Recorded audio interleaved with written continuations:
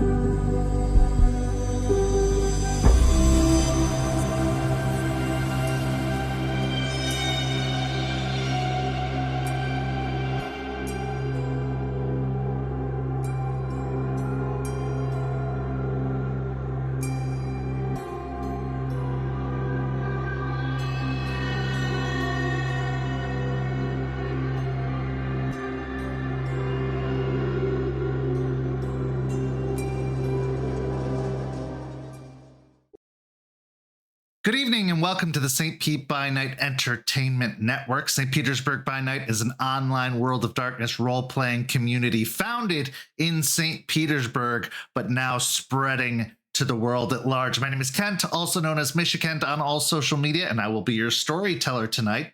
And it's Sunday night, and you know what that means. It's time for Red Tide Rising, our Vampire the Masquerade 5th edition chronicle set within the Tampaverse, where a coterie of young anarch kindred attempt to carve out a piece of the territory for themselves and for their benefactor Solomon Creed in edging into the blood trade and destabilizing the Camarilla within the city. Before we get into all that, I'd like to remind you all that we're offering Ko-fi memberships over at our Ko-fi, following the link down below. For as low as $5 a month, you can get access to all kinds of behind-the-scenes material, including the Rosebud Thorn sessions for every one of our programs following the episode recordings, as well as early access to artwork, merchandise deals, all kinds of benefits, and more are being added every single week. So head on over to the Ko-fi, see what we have available, and sign up, and you will be supporting this channel, this community, and this program, and we very much appreciate it. While you're clicking on buttons, why don't you go follow St. Pete by Night on all of that social media you see down below to stay up to date on all things St. Pete by Night. Now, we couldn't tell this story without a pretty amazing cast of characters, so let's go ahead and introduce them now. Players, go ahead and introduce yourselves, if you please. Good evening, and my name is Garrett, and I play August the Thinblood. Howdy, howdy. My name is Ace. I have a matching tattoo with my mom. Shout out to my mom who will be watching this once it airs. And I play Beau Walker, a Toreador. And I'm Scott, and I play Jeremiah the Malkavian. Unfortunately, the player of our ghoul, Valentina, is feeling rather ghoulish themselves, so they will not be able to join us for tonight's session, but we hope that they get better quickly and are back again next week. Let's get everybody caught up as to where we are now as this coterie continues to, well, in some ways, stumble their way through the Kindred Society of Tampa. Hey, some are doing well, but let's get everyone caught up regardless. First, our Thin Blood August went to meet with a fellow Thin Blood by the name of Spud who he had been referenced to by Vesper after having found a business card with Spud's information on it. Meeting Spud, he learned a little bit more of what it is to be a Thin Blood, as well as the early stages of Thin Blood alchemy, allowing him to go back and start to experiment with the envelop formula. How quickly he learns, how fast of a study he is, we shall see. But with a little bit of that Tremere blood in him, it's sure to give him some sort of advantage moving forward. We then saw Beau and Valentina have a conversation at the Waiting Owl, where Beau admitted to the struggles that they have been having with their sire, Talia, and the dependency upon that sire, falling back into that spider web that is often woven in a sire-childer relationship. A decision was made that she should stay at the bar and try to break free from her sire's grasp, but it wouldn't be that evening, for Beau left the bar and returned to the welcoming arms of her sire once more, taking the second step towards being blood bonded once again. We then saw Jeremiah meet with Skeeter the Ratkin at a video game bar known as the Extra Life, where they discussed their arrangement of trying to maybe have a little bit of an accord with the changing breeds, as far as at least getting left alone for the most part. Skeeter informed Jeremiah that he had spoken with the local werewolves and that, yes, their territory would be considered a gray area as long as they behaved to themselves and didn't call too much attention upon themselves. Outside of that gray area, however, it's anyone's game. So they were cautioned to be careful. Jeremiah then ended up prompting and fishing for a little bit more information from the Ratkin, and even put out the idea of the two separate groups having a meeting in the future. Whether that will happen or not remains to be seen. As everyone knows, the werewolves have a little bit of hard feelings when it comes to vampires. So how soon that meeting will happen and how successful that meeting will be remains to be seen. The Coterie then got together at the Waiting Owl to discuss how they were going to gather vessels for Solomon to accomplish the task they had been given. Thankfully, Jeremiah had already made arrangements to acquire 10 vessels. Beau had gotten a vessel of their own, and August had also gone about the process of starting to gather vessels. So it seems like they would have more than was expected to bring to their patron. Also, the rest of the Coterie learned about Beau's predilections towards their sire, and the threat became all too apparent, as the access of a sire to their child there means access to everything they touch and encounter. And with Talia's Camarilla leanings, that could mean trouble for this Anarch Coterie. Beau was then essentially put on lockdown and has remained as such ever since. But our story begins tonight with the delivery of those vessels to their benefactor, Solomon Reed. So let's get to our first scene now. The story begins tonight at a loading dock. This loading dock is attached to a large building that is a poker room and sports betting facility within the territory of Sulphur Springs. Obviously, with this being the drop-off location, it becomes very clear the influence Solomon has over the local area. And as he is a bit of a bookie, loan shark sort, it's obvious that he has ties to this particular business. But before you go in to the loading dock, you arrive with your bus of vessels in tow, and you have a few moments amongst the three of you before taking these vessels in to be dealt with. Now, the bus was delivered through your influence, Jeremiah, by a prison guard and immediately passed over towards Ricky, your retainer at the bar, to drive the rest of the way. The guard was paid off and said that he would be back to pick up the bus as soon as whatever happened, and that he was going to feign ignorance to the entire situation. I mean, oh, go ahead. he can feign ignorance all he wants. I'm going to forgetful mind him That about helps. the exact details of what went down. Okay, then he definitely doesn't need to feign ignorance. He just doesn't know what happened and doesn't need to know. But we'll be back to pick up the bus, or you could drop it off near the prison at a later date. It's up to you. But for the time being, the bus full of confused vessels waits nearby, and the three of you step out of your van and have a moment to yourselves before walking into the facility. The scene is yours. Yeah, Jeremiah's gonna call for a huddle, sort of make sure that they're well out of sight of any cameras that might be spying on the whole situation, and he'll say, "All right, guys, I'm pretty sure this is gonna go well, but we need to make a decision about how much we're gonna tell them."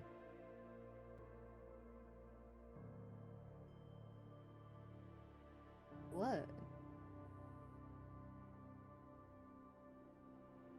Beau, this is ultimately your decision, but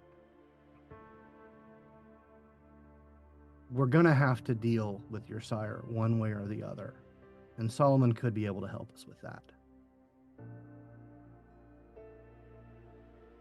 Want to get even further into his debt. And I know he has connections, but Beau, I know you know this. I know August knows this. He said this much. This is a huge threat. It's a threat not just to you, to the Coterie, but to the movement. If we keep this from him, hell, he might already know something. I wouldn't put it past him.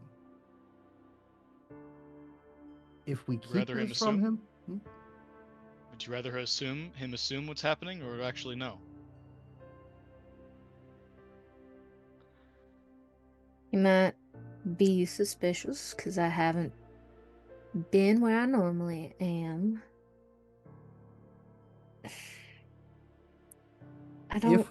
if we tell him, I have a plan that will hopefully keep it from accumulating a bit more debt. We've got some cards to play. What cards? Do you really want to play them for this, Jeremiah? The cards that you have are to benefit the Coterie. You'd be using those cards to benefit the foolish member of the Coterie who has dug their own grave. Perhaps they should lie in it. If I hadn't tasted her blood, that would be exactly what's going through his mind. But he still is going to leave it ultimately to her. And say, look, it's your call. It's going to take a lot to deal with this. She's connected. I mean, you know her better than we do. She's connected. She has resources. She's older and more powerful. I've put in some calls to some friends of mine from out of town. That's going to take a bit to come to fruition.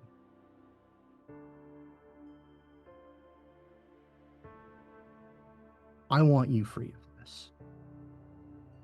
And if Solomon can help, it might be worth it.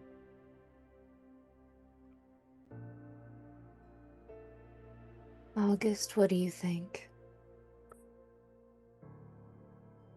I think we need to be free of this. We're getting a bit ahead of ourselves here. We need to make a show, not to Solomon, but to those watching, that we are a Coterie. Said some hasty things the other night. Got a bit ahead of myself. I don't think we've come to that point just yet, but tonight is the first step in that direction, don't you think?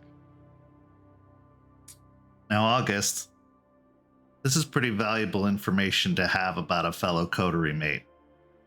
You go telling Solomon about it now, you're wasting an opportunity to blackmail them with it later. You're a businessman of sorts, and you have that Tremere instinct for manipulation. And you already have a pretty sizable debt on you right now that could be called in at any time to Vesper as soon as they get bored. Do you really want to find yourself in more debt potentially, or would you rather be the one gathering debts, collecting debts?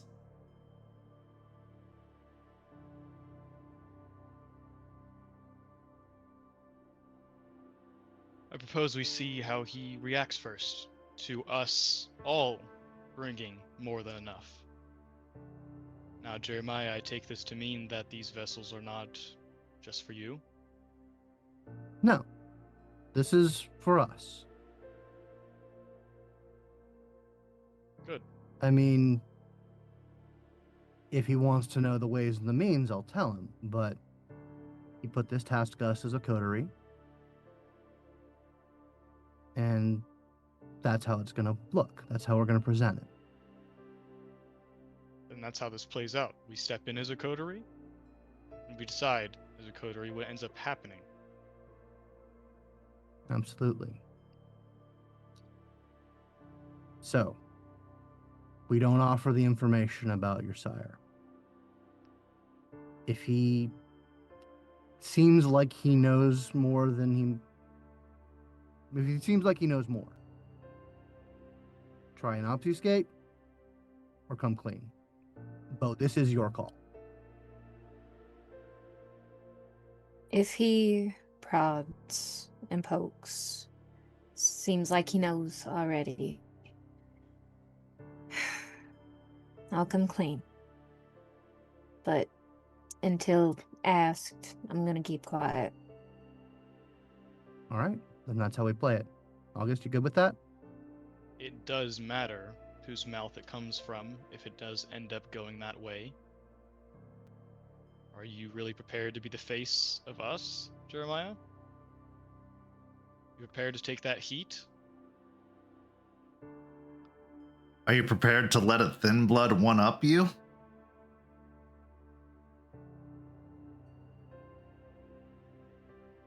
I don't know where you're getting that from, August. Beau said that she'd be the one to tell, if it comes to it. We'll support her in that instance. At least I will. My point being is who he hears it from and how they say it does matter how it's perceived. Now, he'll end up making his own mind about it no matter what we say, even if I were to, which I do not plan to. You presenting this, if it does come to that, gives us a look that he probably already assumes of us, which is that we don't have a leader, we are a coterie, but we have those who step up. We have those who are the respectable ones to talk to. I know that you had a conversation with him not too long ago, one-on-one. You don't think I don't know what that means for your two's relationship and how it could possibly get in between the relationship with the rest of the coterie? All I'm saying is leverage what you have before we give up something that we can't really take back. Jeremiah, this is very interesting coming from someone who, what was it Valentina said the other night? Apparently had some kind of arrangement of their own on the side, potentially. Now's not the time for that conversation. Like I said, if it needs to be said, Beau, you want to say it, right? And we support. If I have to play one of my cards, I'll play it. Just needed to talk about it. That's why we're in this fun little huddle. Anything Now, Beau, else? I will say, to tell Solomon about your situation with Talia would be an act of defiance against your sire, and therefore would require a roll. So the question isn't, will you tell? The question is, can you tell?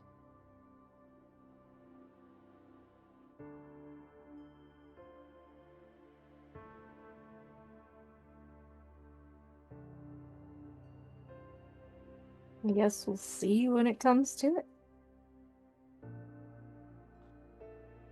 All right, good talk. Yeah, they're Uh, always so enlightening. So, You worry me when you say things like that with that face.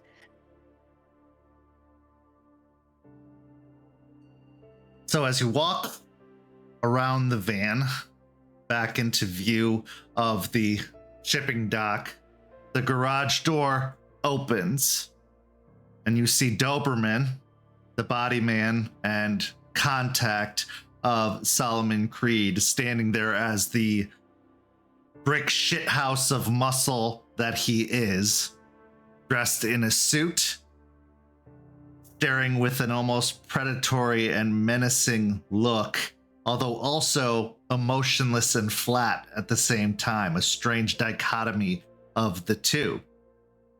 Further in the shipping dock, which is lit by overhead by large halogen bulbs that cast a glow down onto the ground, you can see that there's perfect room for the bus to be brought in. Solomon looks appraisingly at all of you, the same circular sunglasses he's often seen sporting, especially in situations like this, dressed in a suit of his own, something that looks fashionable but possibly secondhand, possibly a little bit cheap. As you can see a little bit of wrinkling around the green shirt, his tie straight but slanting to one side or the other from time to time as he talks. He steps towards the opening and says, "Hello, loves. What have you brought for me today?" Oh, just a cup of sugar. And I'll motion for Ricky to back it up. Ricky begins pulling the prison bus into the storage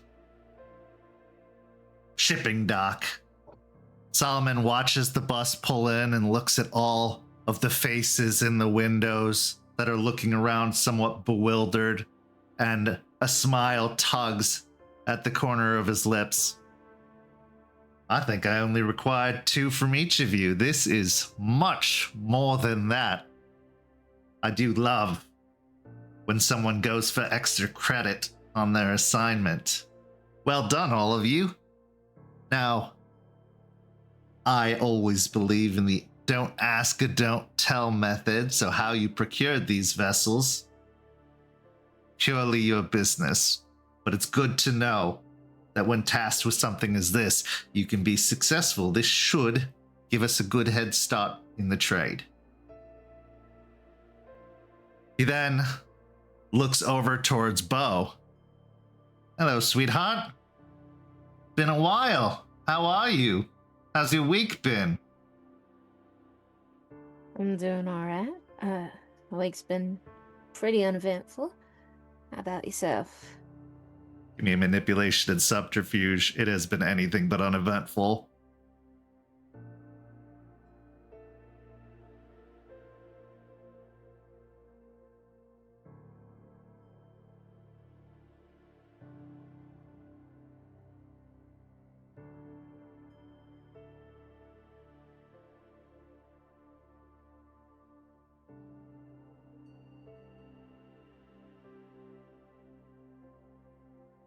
Three successes. Solomon just smiles that same serpentine business-like smile. Business is as business does. Although I have to admit, I don't know what to do with all this extra space I've had in my home lately. It's been surprisingly lonely. Did you find a place of your very own then? I've been staying at the bar this week. I see. Keeping busy, staying near the Coterie mates. Never a terrible thing. Well, And go on. the performances have been doing better. Good to hear.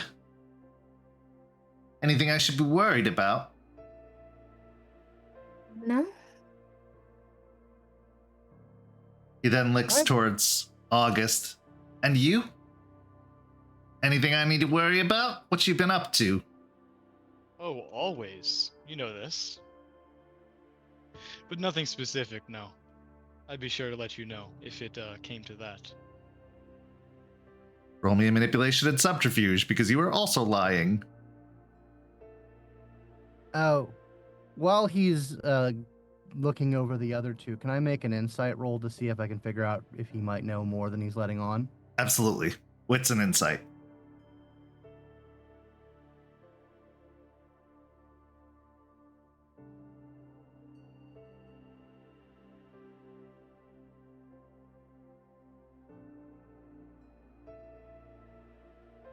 Three.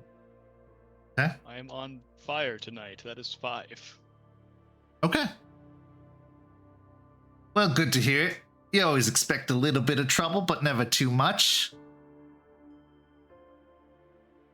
Jeremiah, as you're watching Solomon, he always seems like he knows more than he's letting on. So it's not too unusual to get that feeling from looking into him. He's a businessman. He's basically a black market offense at this point, especially in the blood trade. So he's got a lot of knowledge, to say the very least. However, anything pertaining to this particular topic, nothing seems to be hitting. Nothing seems to be standing out.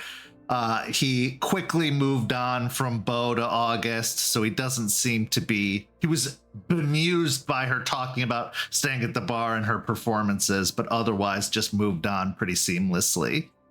He then looks to you. And you, Jeremiah, how are things? Oh, everything's coming up roses. I know you said you don't want to know, but I do have some thoughts on how to maybe capitalize on this success. You know, I'm not a fan of the carceral system, but you know, we got to do what we got to do. I'll send you some notes. Well, I'm all ears now, and I've got nothing but time, unless you're wishing to ponder on it a little bit longer. I mean, the basics of it is, you know, get someone, install someone in the system that's bound to somebody, maybe try and teach them dominate or something, arrange for conjugal visits, maybe, you know, into visits into solitary, and make sure that all the minds are kept clean. Not a terrible insight at all. Yes, I'd love to see more detailed notes as regards to your plan, but I think you might be onto something. As far as these vessels, you won't have to worry very much about what they remember and what they know. We're going to take a good stock, make sure that the slate is clean, and we will process them and see what value they have. But from the looks of it, you've got a mighty diverse group here.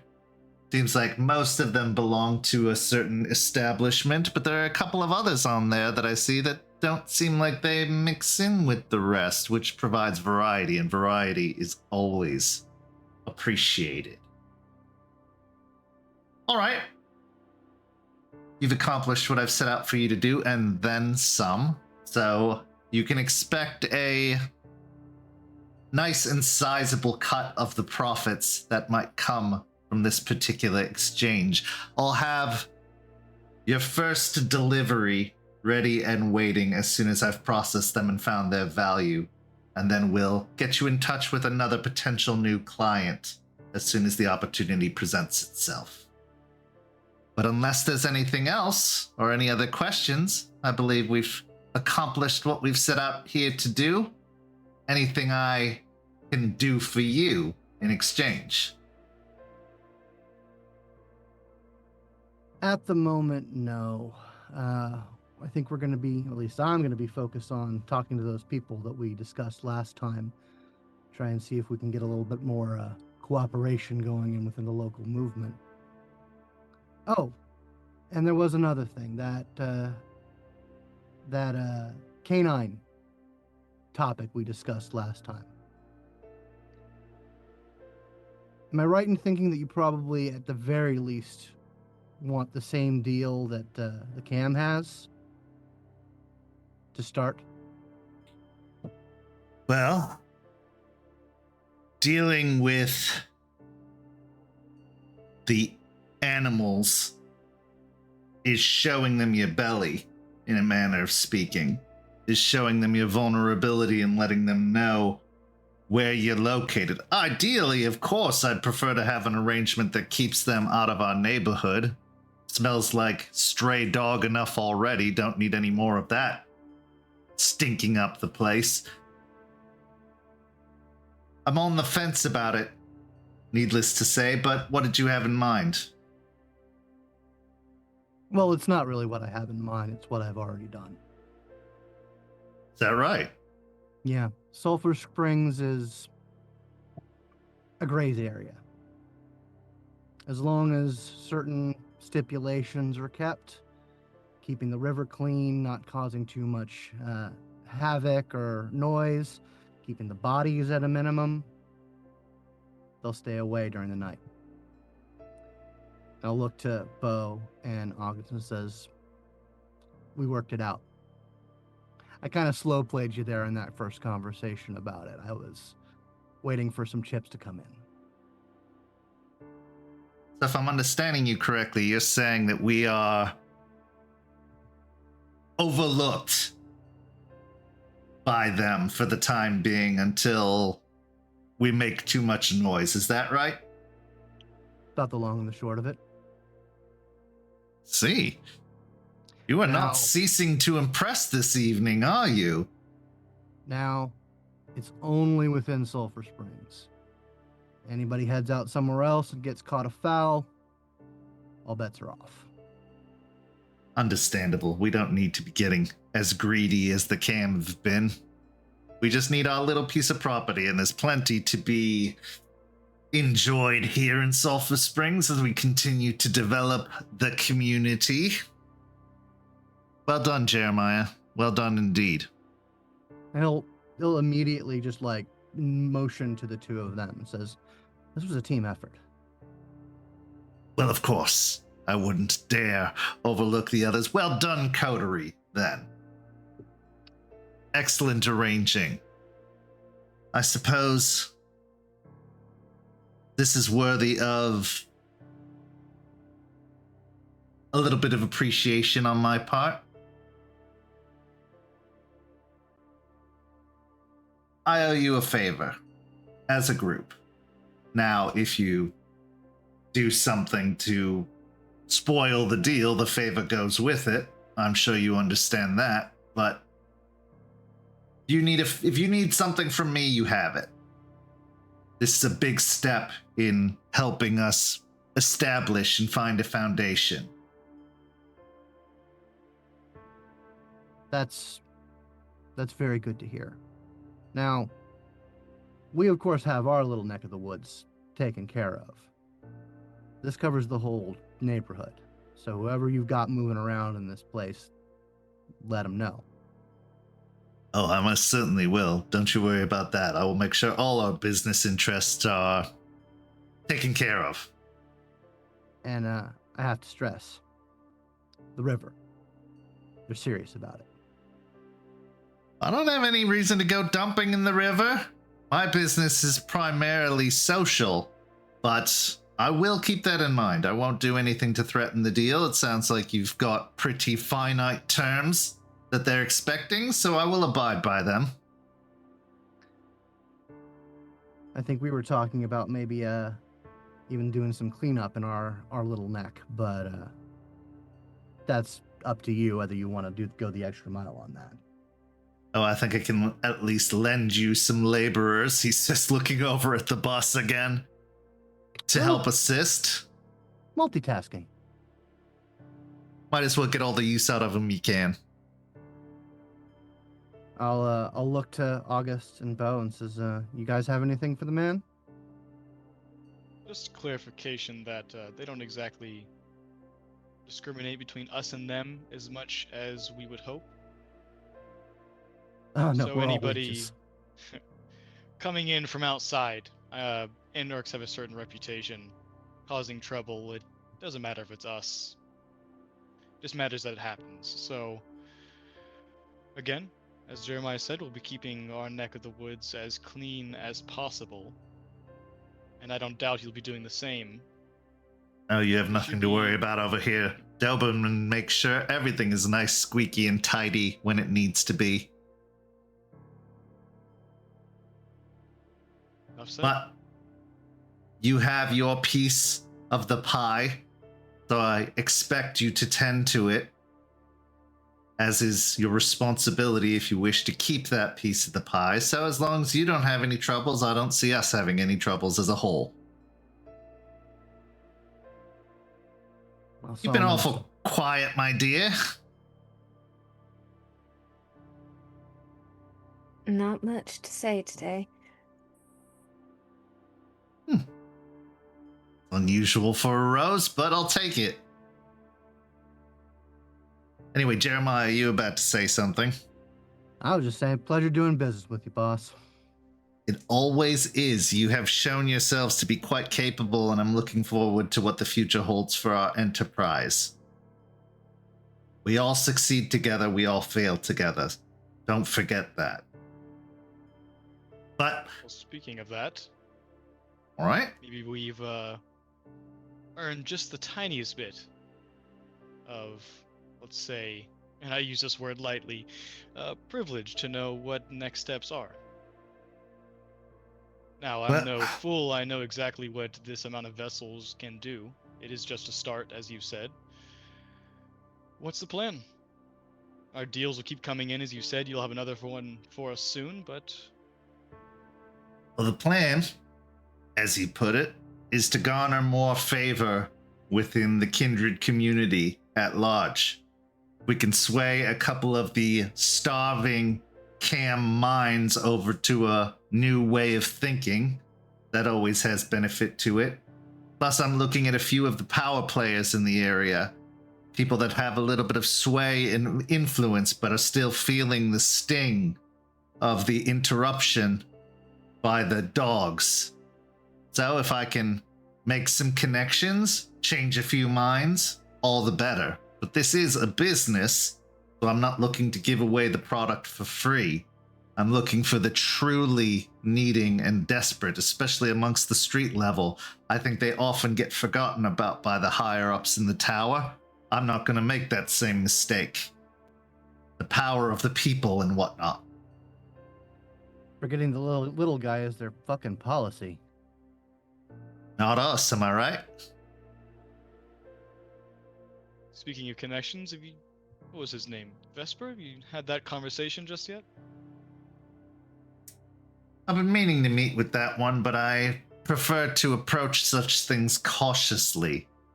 When you're dealing with the dragon, you're walking into a den, and the dragons themselves are particularly possessive. I figured I'd let him enjoy his treat for a little while first before I come asking for anything, but I intend to this week.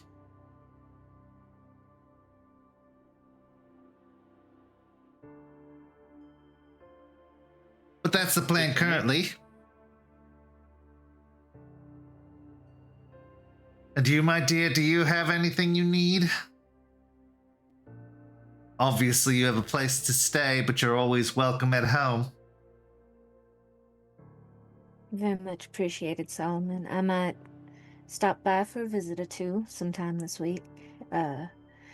Though with the performances gaining popularity, it might be best to keep me at the bar, at least for now. Well, maybe I'll stick my head out of my little gopher hole and catch one of those performances personally. I've always loved hearing you sing and hearing you practice. Talia, he said home. That's not home. Or I'm sorry, Beau. He said home, that's not home. Talia is home. You know it. You feel it as much as you try to deny it. At the mention of home, they inhale a little shakily, clutch their hand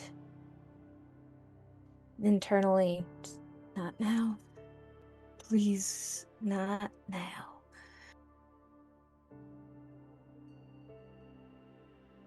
Give me a resolve and intelligence.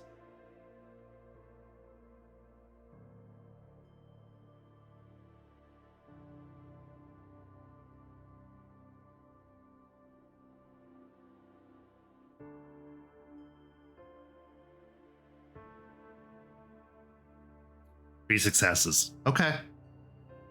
Even with that shaky breath, you feel yourself solidify in your stance at the moment. She's not home. She's a trap.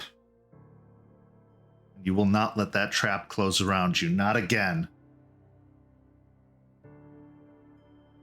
With that, Solomon looks to all of you. Well, pleasure doing business as always, as was said. If you need anything, don't be afraid to reach out, but enjoy your week. I'll have an assignment for you soon enough as to what the next steps are. But I have to make sure we're working with some good stock first. But if there's nothing else, he gestures to the open garage door. Have a good night. Do let me know if you need help with that judgment. I absolutely will.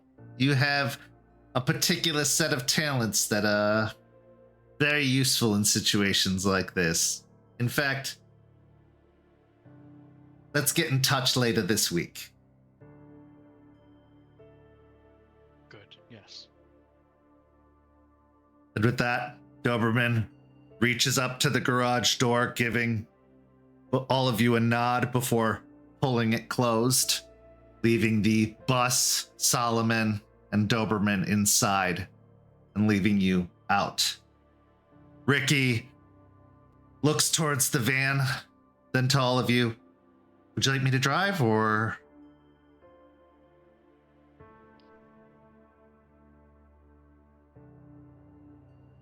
We still have, well, yeah, we'll get the bus back at a later date. Yeah, Yeah.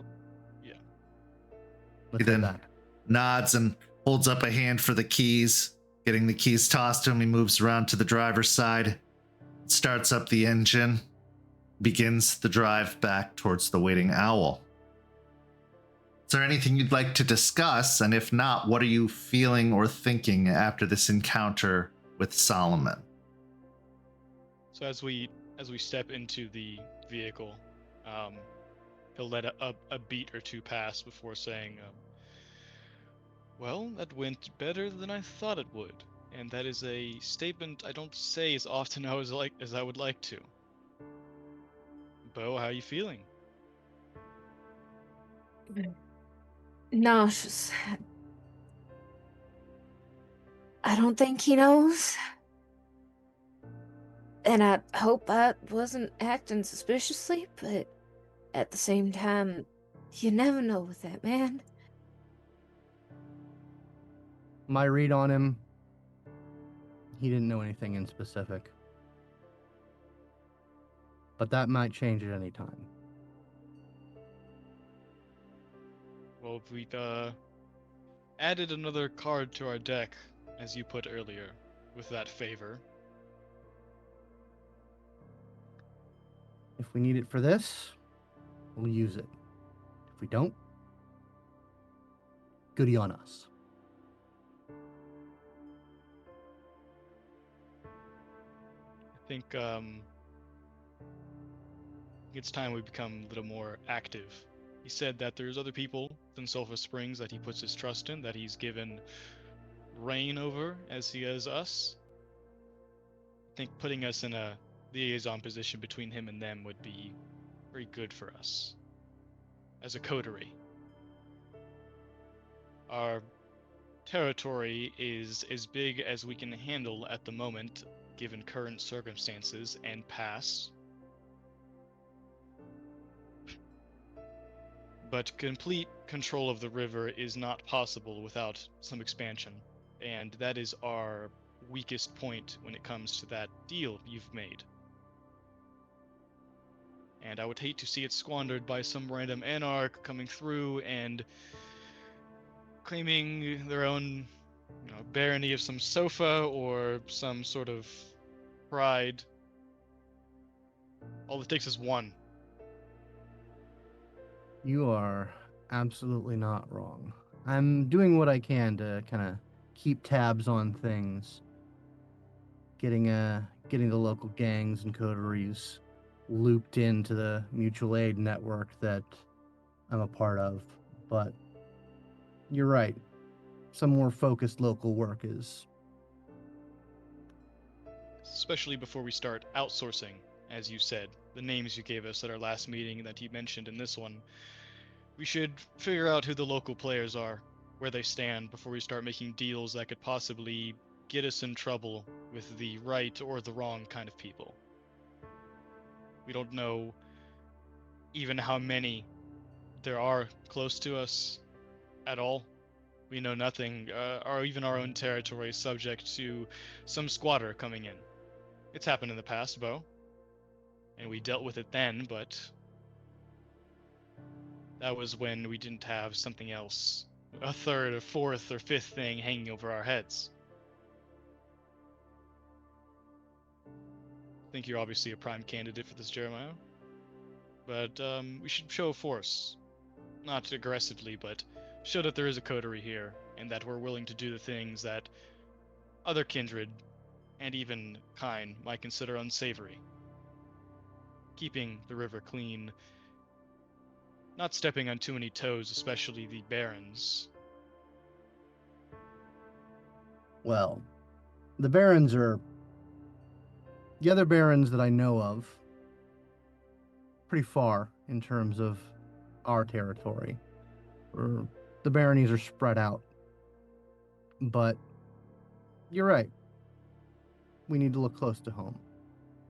But I do have my responsibilities to the movement as a whole, and that includes meeting with the other barons, getting their temperature. I know, cold. But we can do both.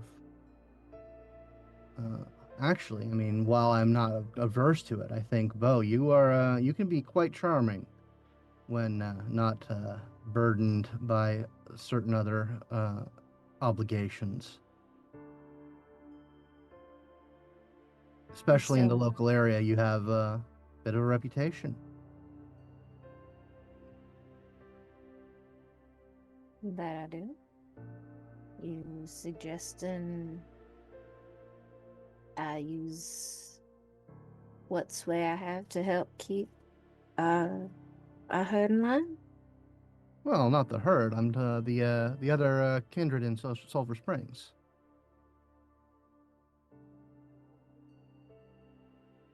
I can do that.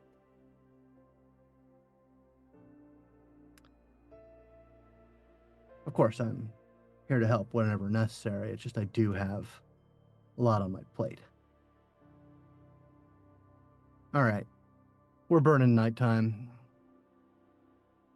and I'll sort of pat Ricky and get him going. So as you're making the drive back, roll me a wits and awareness, each of you.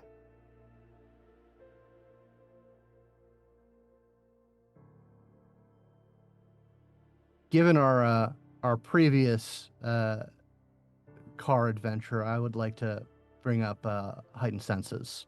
Okay. And yes, you can add your aspects to the roll.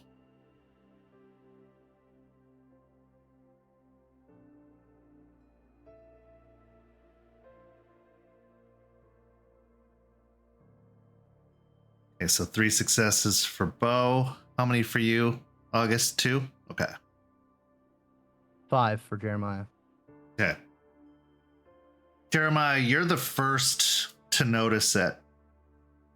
But quickly after, Beau, seeing that you've locked onto something, looking in the rear view or out the back window of the van, you see that another car has fallen into track with you, although this appears to be a van, not a car, not a SUV or anything like the previous vehicles have been, but it just looks to be a van. And as you're driving, it's following behind, but not at a very close distance. It's making the same turns you're making. It's tracking you. It looks to be a white van based off of the coloring of it. And eventually, as you start to pull into your side of the neighborhood across the bridge of the river, coming close to the Waiting Owl, as the van goes to park in the parking lot of the Waiting Owl, your van, the other van passes by and continues driving down the street. But Jeremiah, with your 5 successes, you see that it's actually a business van for a floral company. Can I clock the plate number? Sure. Yeah, with 5 successes again, no problem. You're able to get the plate. Standard Florida plates for a commercial vehicle. I'll pull out a little notepad and write it down. I'll look to Beau and August, since you clocked that, right? Whoa, old Yeah, school so- notepad, eh? What you writing there?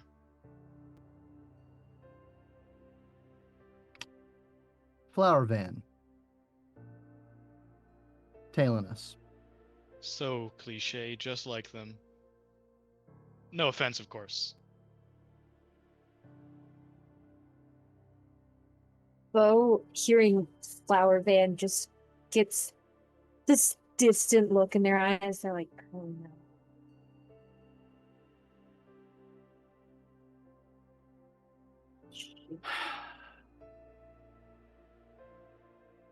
You Gotta know, deal with it. They saw us leave, you think? they were tailing this the majority of the time. Well, it's not exactly new information that we work with Solomon, but it isn't exactly good.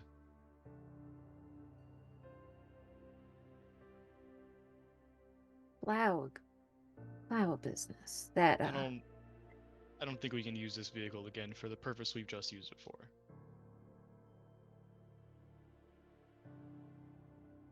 Well, good thing we got plenty of Unfortunately. cars. we do. Yeah. Well, yeah. What do you mean?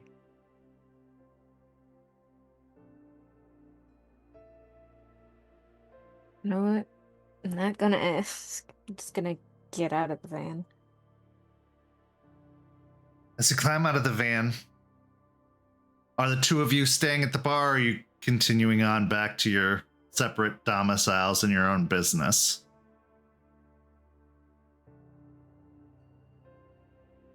I'll move it. I'll head into the bar. Yeah, I'll hang out for a bit. All right, so as you all arrive, the van gets parked. Ricky starts heading up towards the back door to unlock it and allow you access. But as you arrive at the back door, you see hung on the back door of the bar a wreath. A wreath of wilted roses.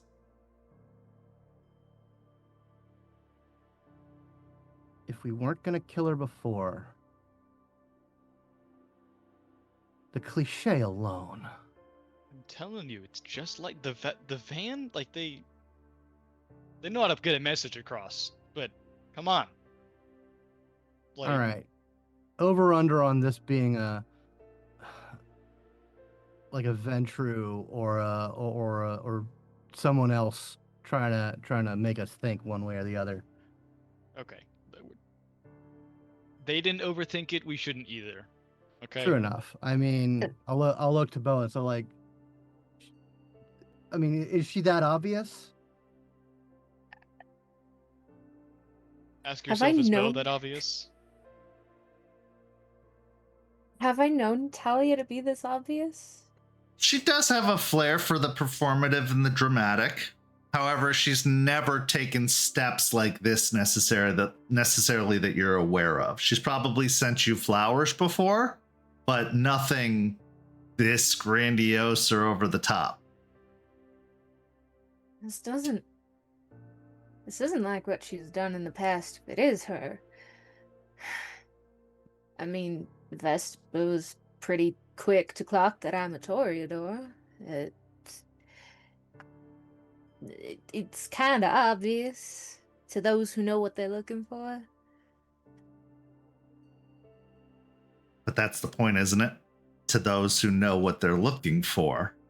To everyone else, it could just be a flower delivery. Not the best product, considering that most of the roses look to be starting to shrivel and wilt. I'll take it off the back door. I'll hand it to Ricky and say, do me a favor and burn this. Wait now. There's a possibility of irony here. We hold on to it for just a little longer. And But that's just here. it's basically falling apart in my hands. I'm not sure how much you want. I mean, we can. Yeah, of course. Whatever. You want me to No. burn it? You want to keep it? I want you to burn it. Please burn it. Okay, I got it. Door's unlocked. You guys should be able to get in. And he starts taking the wilted flowers over by the dumpster out back of the bar and starts preparing to burn them. I'll like hold up. Wait a minute, and I'll say, Beau, take a picture. Of Like the wait burn. till it's like still recognizable but on fire. And send it to Talia? Oh, Oh, that's not a good idea. no, No. just so we have it. We'll need it later, if we live that long. Oh, all right. Is this And- really the thing but- you're not going to trust us on? I mean, we've done so much. It's not that I don't trust you. It's I don't see the vision here, but I'm gonna trust you and I'm gonna go with it. We'll wait till it is, as Jeremiah said, still. Okay. So as Ricky grabs the lighter out of his pocket, he also grabs a gas can out of the back of the van and pours a little bit of gas on it. Not too much, clearly with a steady hand, just a drip to get the flame started. And he ignites the wreath. The top of it begins to burn. And as you snap the photograph, black smoke starts to emit from the burning, showing just how dry the wreath was itself. It burns like kindling almost instantly, starting to shrivel up and curl up on itself. This cloud of black smoke slowly rising upwards. Now, if anybody wants to, they can roll me in intelligence and science or academics. Could I bid specialty in agriculture because these are Yes. plants? Yes. Rather than that, I would actually like to use premonition as we look at it burning. Okay. Go ahead and give me that roll. Okay, rouse check first. Yep. Hunger goes up.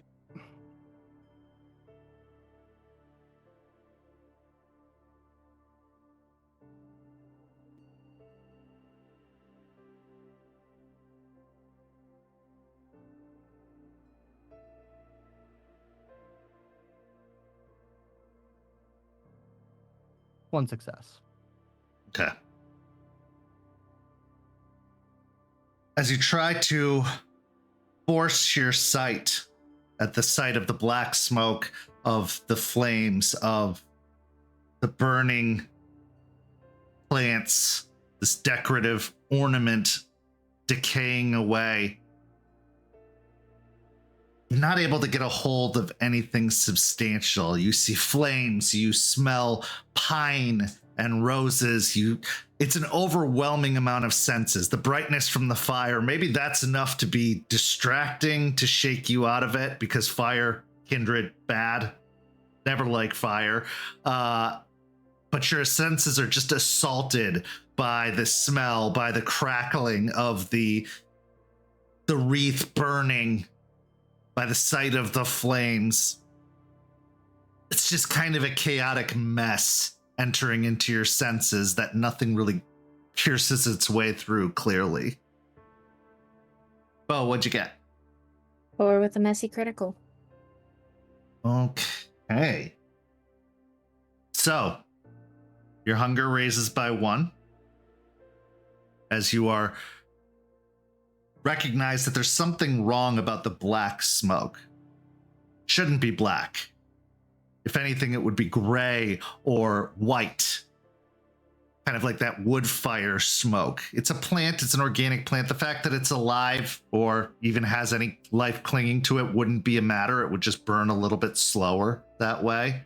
But this black smoke that's emanating from it is unusual, to say the least, unnatural in its current state. So either what you can determine is that it was potentially laced with something or had some sort of chemical component involved with it potentially, or something unknown.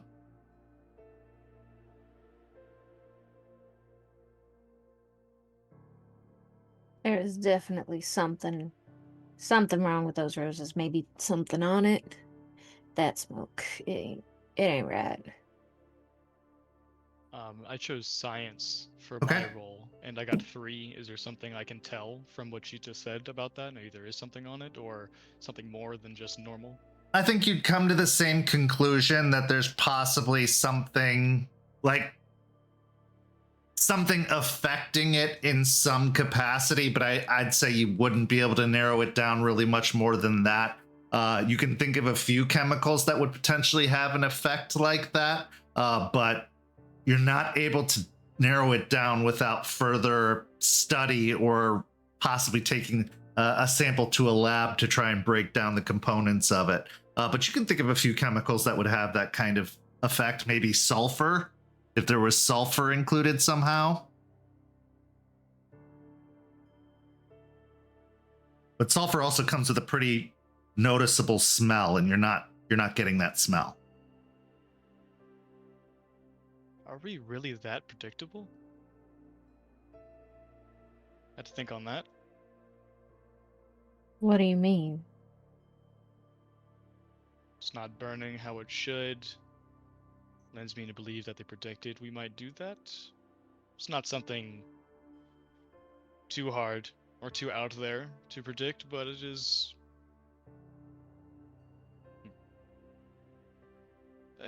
Ricky? Yeah. Jeremiah, you want to pass that plate number over? Floor vans. See him around. Tell him to get lost. You got it. I'll keep an eye out. Tell them they've got the wrong place or that we're not accepting deliveries. Yeah, I'll note the plate number and I'll note the company. Okay. Yeah, it's a basic floral company, nothing easily standing out, but he takes down the name of the floral company. We'll say it's called Bed of Roses, is the floral company. Just check box after check box after check box. She's got to go. Takes down the information, clocks it, notes it, and lets you into the bar. As you all go in to get settled, maybe say your goodbyes properly, what's going through your minds after this evening's events? August, we'll start with you, then Beau, then Jeremiah.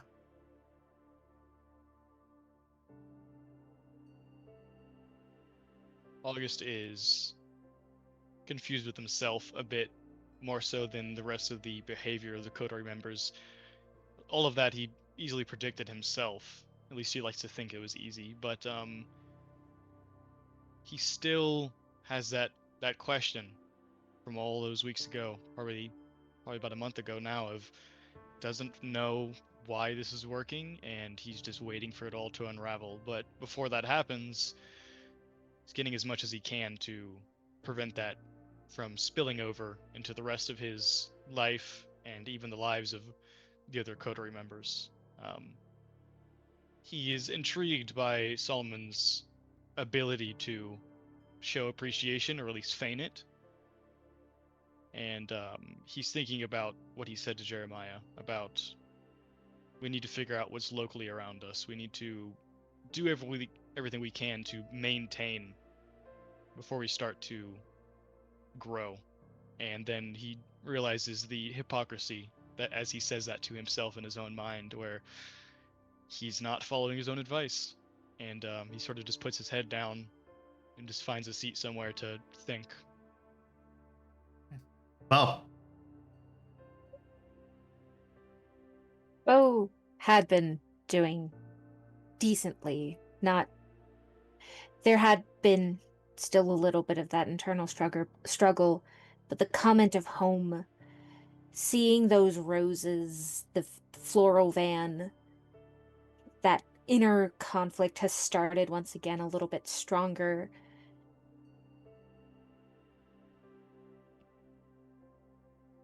They are obviously distracted as they fight with themselves. She's obviously putting on a show to get us back. She wants us back. No, we can't go back. It's a risk. It's a liability to everybody else. We can't. But she wants us, Beau. She wants to be with us again. No. We can't go back to that trap. But it's home. Back and forth. Couldn't have said it better myself. Jeremiah. As he walks into the bar, I think he's still riding on the tail of his attempt at using his sight. It didn't get what he wanted, but that doesn't mean that it's just going to let him be. His mind is filled with, all the things on his plate, all the plans and the strategies, and kind of like in the show The Queen's Gambit, the chess game is playing on the ceiling of the bar. The red lines of string going to Post-it notes on a conspiracy board is just spreading on the floor and up the walls as he tries to keep everything in balance, in check, all the plans working in tandem. And he just kind of dissociates for a little bit. 3 separate minds, 3 separate feelings, thoughts, motivations, ambitions, desires.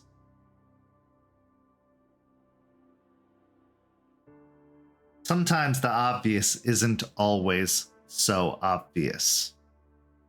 Sometimes what is obvious is taken for granted. Like trusting a Zamitzi. We move on to our next scene, where Beau heads to Evanesce. Beau, Vesper said something very interesting upon your first meeting. One, he was able to clock you as a Toreador almost instantly, which, I mean, you are a performer, and performers are hand in hand with Toreador. But he also said something about breaking bonds. That sounds very specific, but also very appetizing. Freedom, true freedom, something that you've dallied with but never have truly had. Because even if you have the distance and the space, that desire is still there, and you know that if she calls, you can't help but answer. No matter what you're feeling at the time, no matter what you're thinking at the time, she's that strong and has that much of a grip on you. And it's been your goal for a while now to get rid of that grip, only to see it reinforced more. Now you've been a kindred long enough to at least have some knowledge of blood bonds, knowledge that it requires 3 drinks on 3 separate nights to solidify a bond. You've had 2. And if you don't do anything soon to disrupt this process, you're going to have to wait an entire year to free yourself. And while a year is the blink of an eye for an elder kindred, one that's avoiding a bond, older or younger, a year seems like a very long time. So as you stand on the metal steps leading up to Evanes, bathing in the purple light cast by the letters over the doorway, what is Beau's thoughts and feelings as they're about to head into a meeting with Vesper, the terrifying but also intriguing tattoo artist? There's still that internal conflict going. Over top of that, there is a slight rising gay panic from the first meeting, as well as just a nervousness of if Talia should call in the middle of this. Because there's always that threat. There's always that possibility that she will just call without reason at any moment. Steeling yourself, you head to the front door of the establishment and you find it unlocked because Evanes has always kept night-friendly hours. As you step in, that dong rings out, heralding the arrival of a new customer, perhaps. And Vesper emerges from the back room as striking, haunting, and alien as always. Roll me a wits and investigation.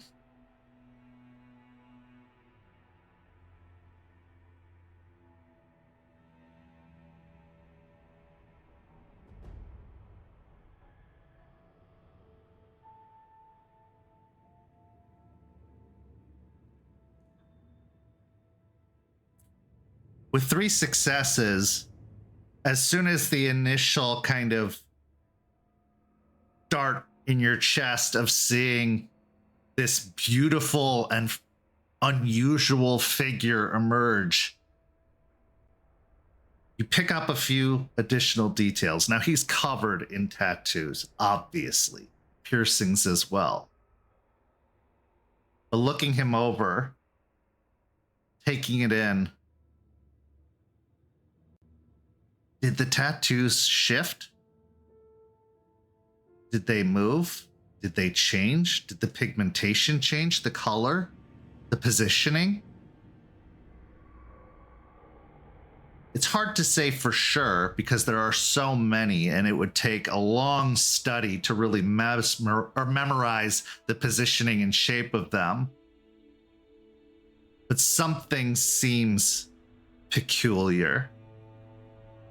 Something seems different or off.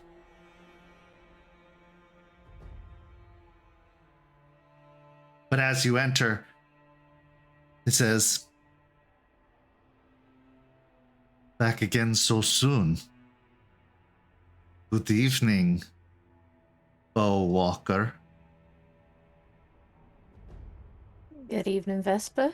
I apologize that I couldn't come back sooner, but I am glad to be back. Well, I'm glad to have you back. What can I do for you? Are you looking for augmentation? Art, perhaps?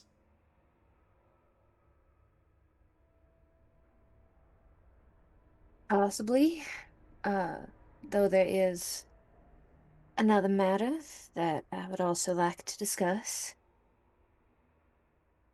You don't say. Yeah, when we first met, you mentioned breaking free, breaking those chains. That, that really struck something.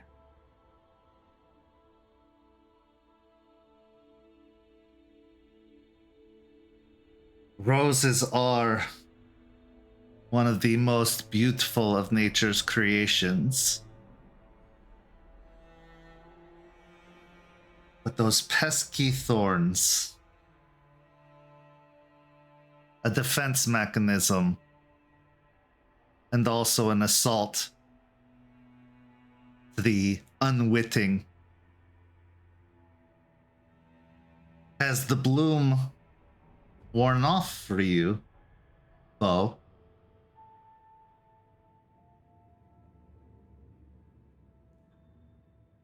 Yes, and no, it's,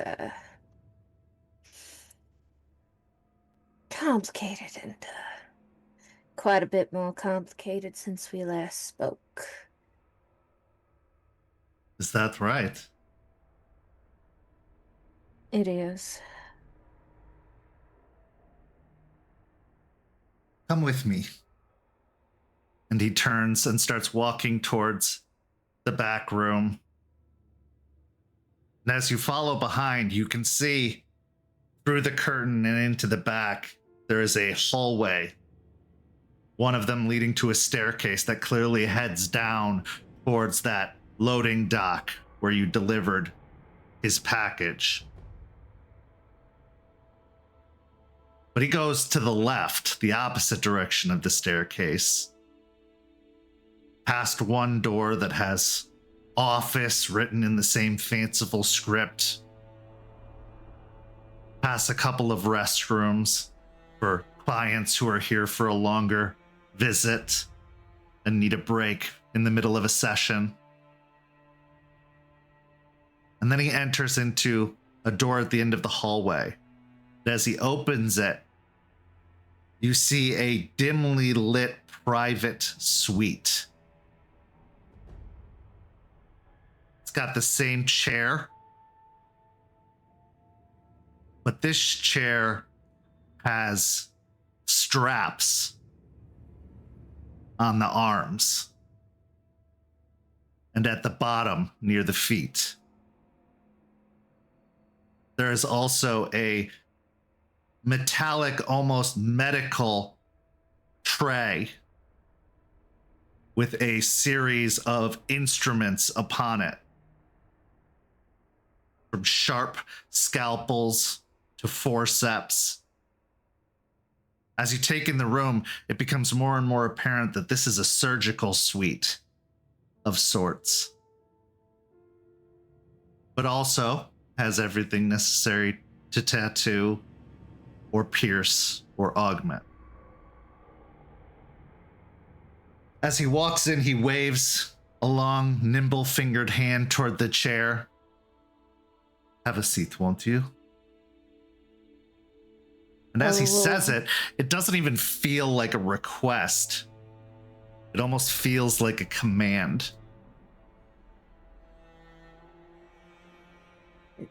Yes, sir. Beau will go and sit down.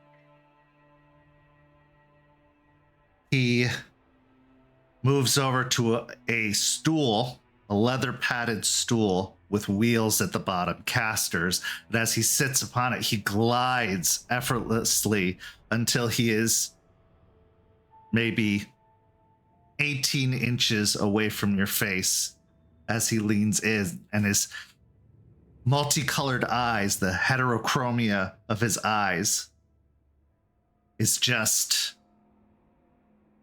enrapturing, but also terrifying. Because behind those eyes isn't the usual passion or life you're used to seeing, even among fellow kindred. Behind those eyes is a dark, empty pit of a life long lived and potentially terrible things done.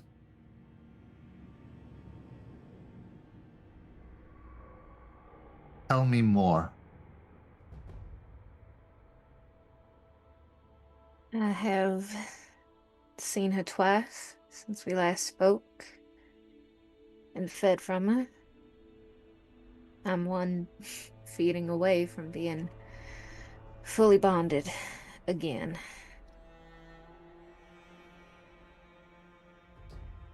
And I take it you don't want this. Not fully. There's a part of me that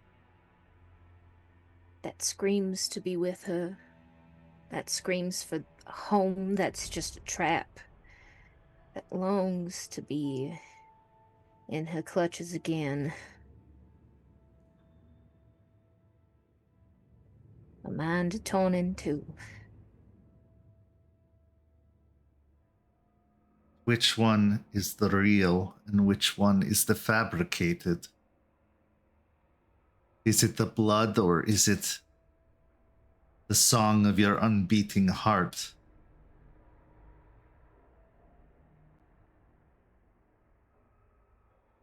That's the one I constantly ask myself.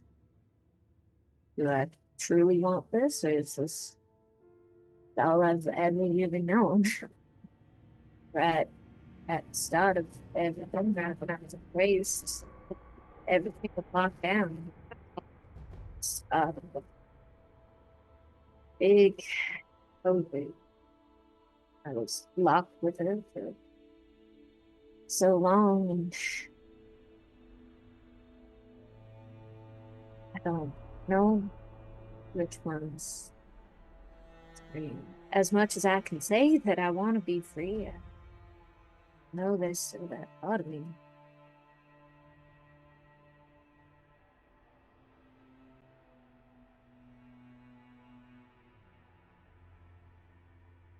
Freedom amongst our kind is a myth. A lie we tell ourselves because we are all bound to the blood.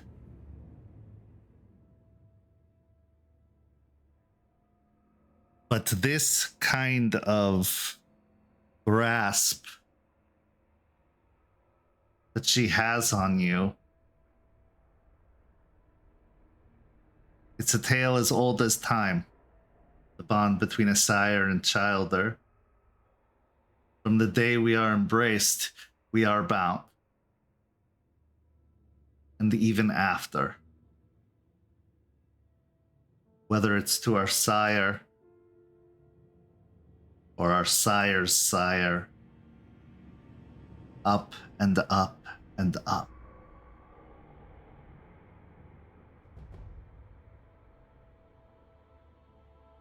I can free you.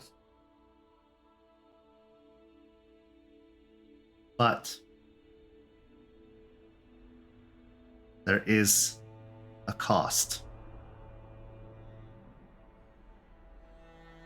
And what is it called?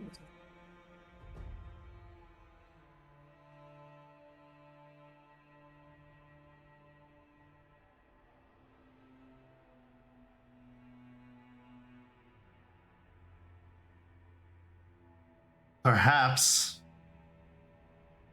it is the smile you get when you see a child at play. Perhaps it is the pride you get of a hard day's work well done.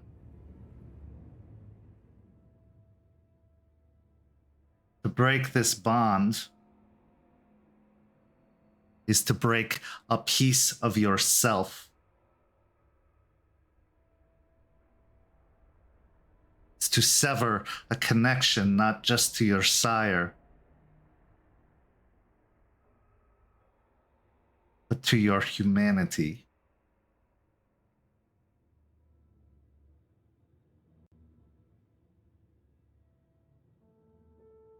In a way,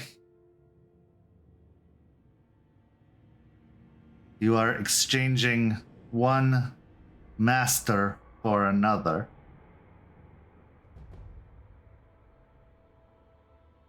The second being the beast inside of you.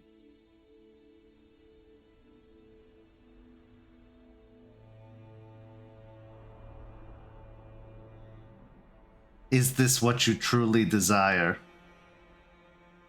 Or this would be almost instantaneous. And it would be brutal.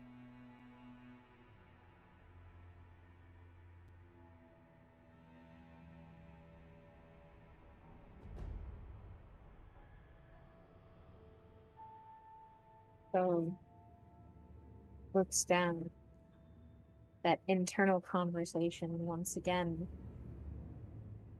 Don't do it, don't break it. But we have to. We don't have to. We don't have to go there. Belle. Why, Belle? Because, Beau, she loves us. I give up on love.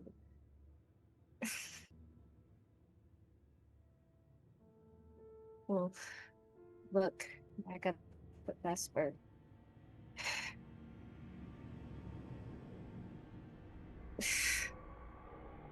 I'm still not fully sure.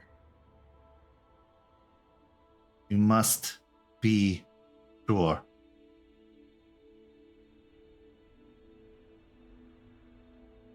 You must be certain.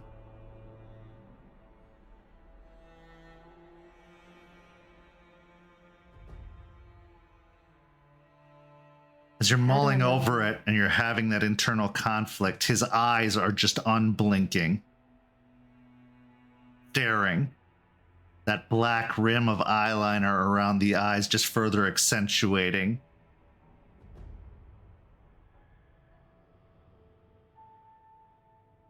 And how do I tell which of these voices is truly mine?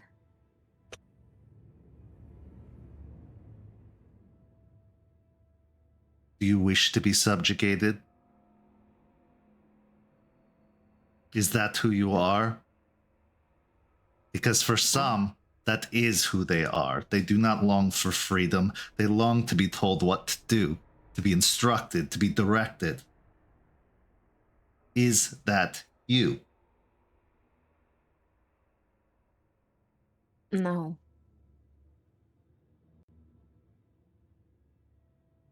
Kindred do not love.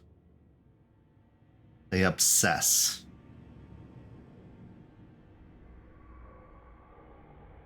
To love is to have a heart. To love is to be alive. Are you alive, Beau Jean Walker? No. Haven't been for almost 6 years now. Then how could it be your voice?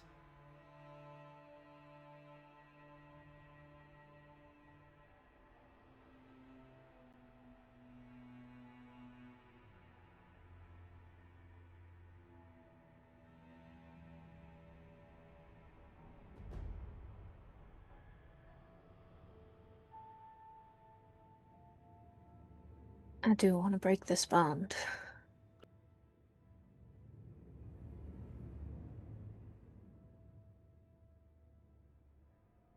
You are certain.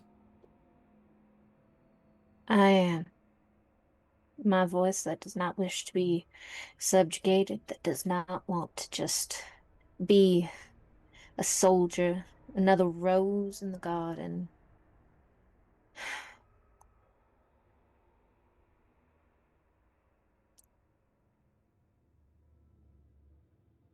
Very well.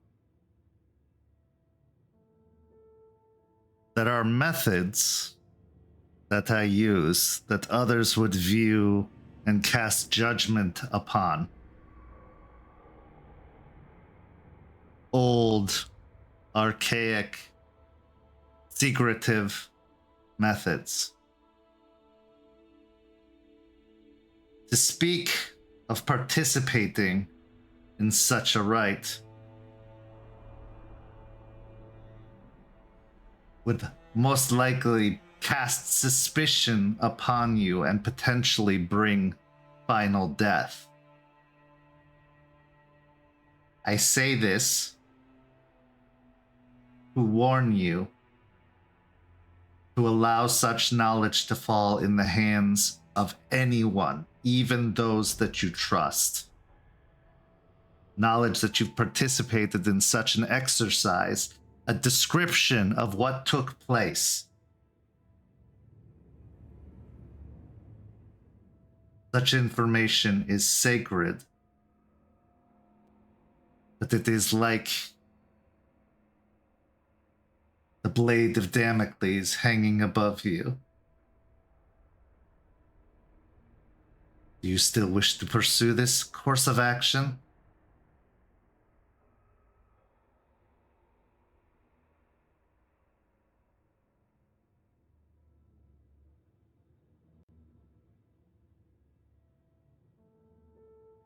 And I do.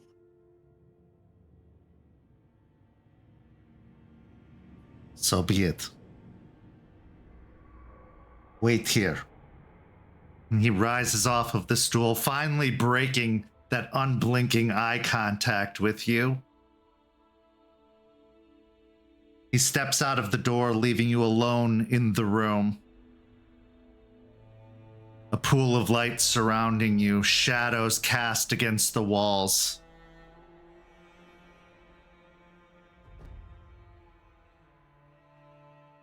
As you're considering, the argument still is going back and forth in your head.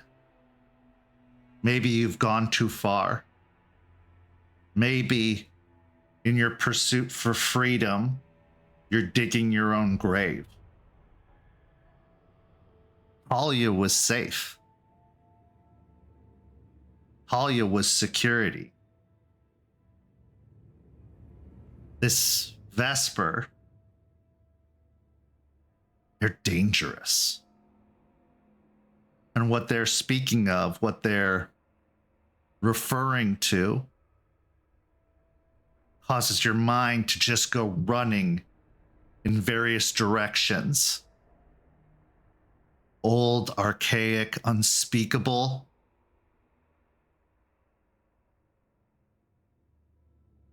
Roll me an intelligence and occult.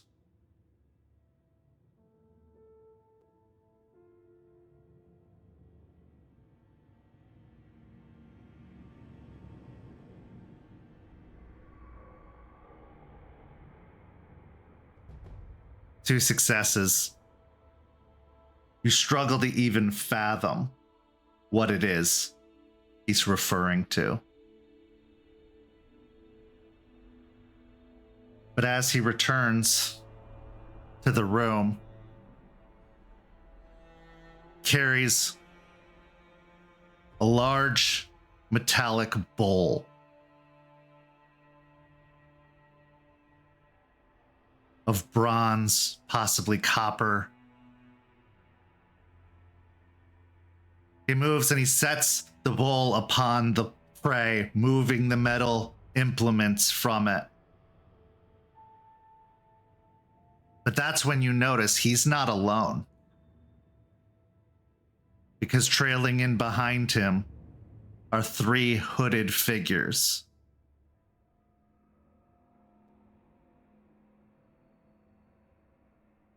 He starts speaking, but in a language you don't understand. Definitely sounds Eastern European in origin. But as he does so, he has one individual after another of the hooded figures step up towards the bowl, peel back their sleeves, revealing their forearms.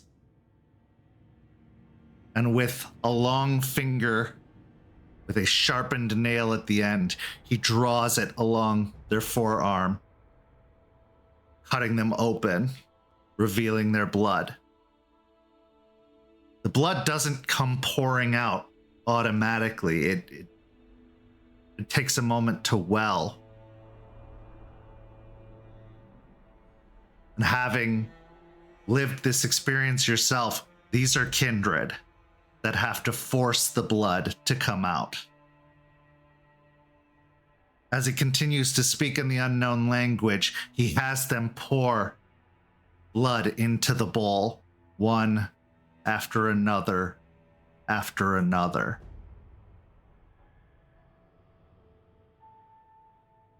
The arms seem featureless and pale, except for the last, which is gnarled and withered and almost bone thin.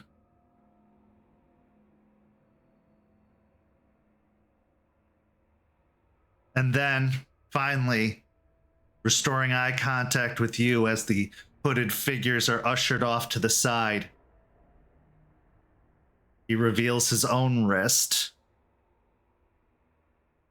and with fangs extending, bites into it. And then starts to will some of his own blood into the bowl.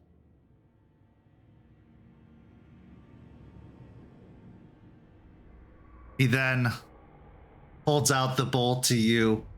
Now you bleed for me. Beau will offer out their arm, pick up one of the scalpels from nearby and make a cut. Go ahead and make a rouse check for me.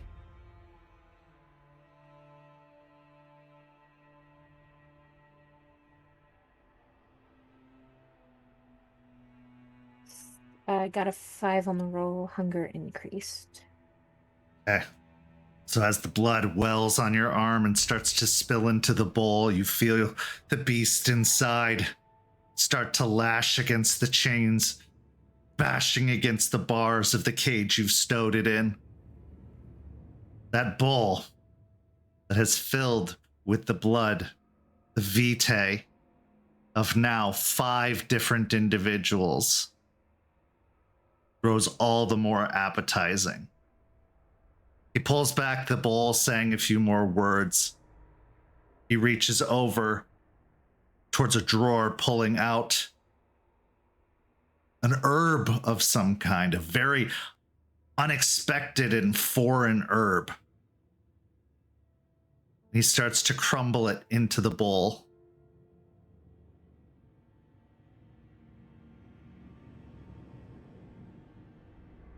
With this act, we throw off the chains of those that seek to control us, to consume us, to rule us.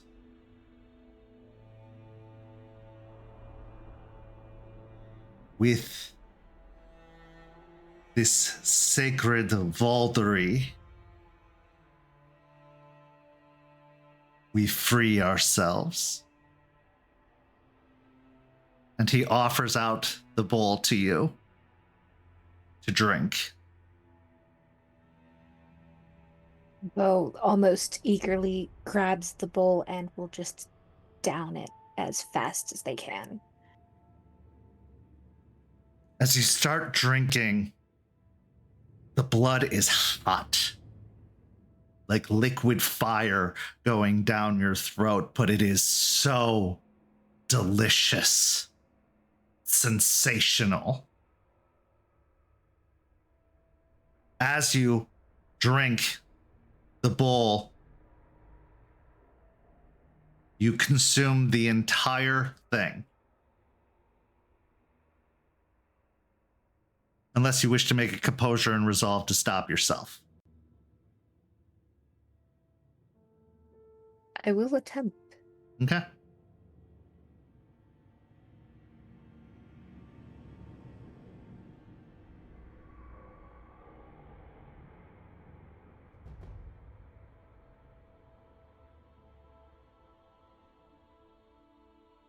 Four out of four. 4 successes. Okay.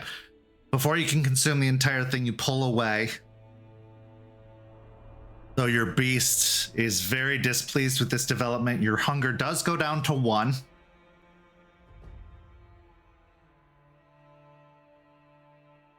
Vesper takes the bowl from you, passing it to the others, who also seem to raise it to their hooded lips, drinking from it. And just as that hot fire went down your throat into your chest, you feel a sudden pang of pain shoot up through you, as if your insides are shriveling and burning, your bones are breaking. You feel a pain that goes up from your chest to your throat and passed into your mind, as if an icicle is stabbed into your brain. Oh. You lose a humanity, but the bond is broken, and with it goes the addiction.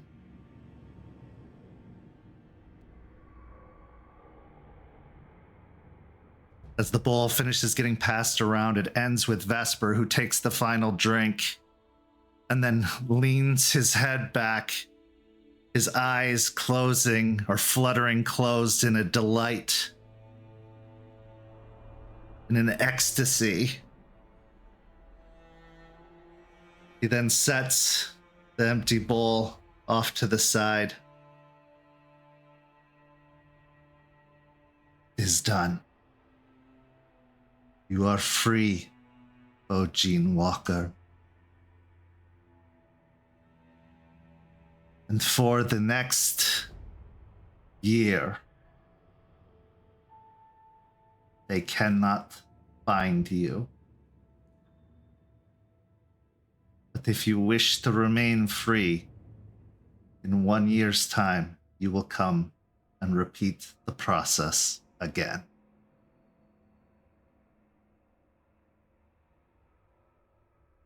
I understand. But to speak of this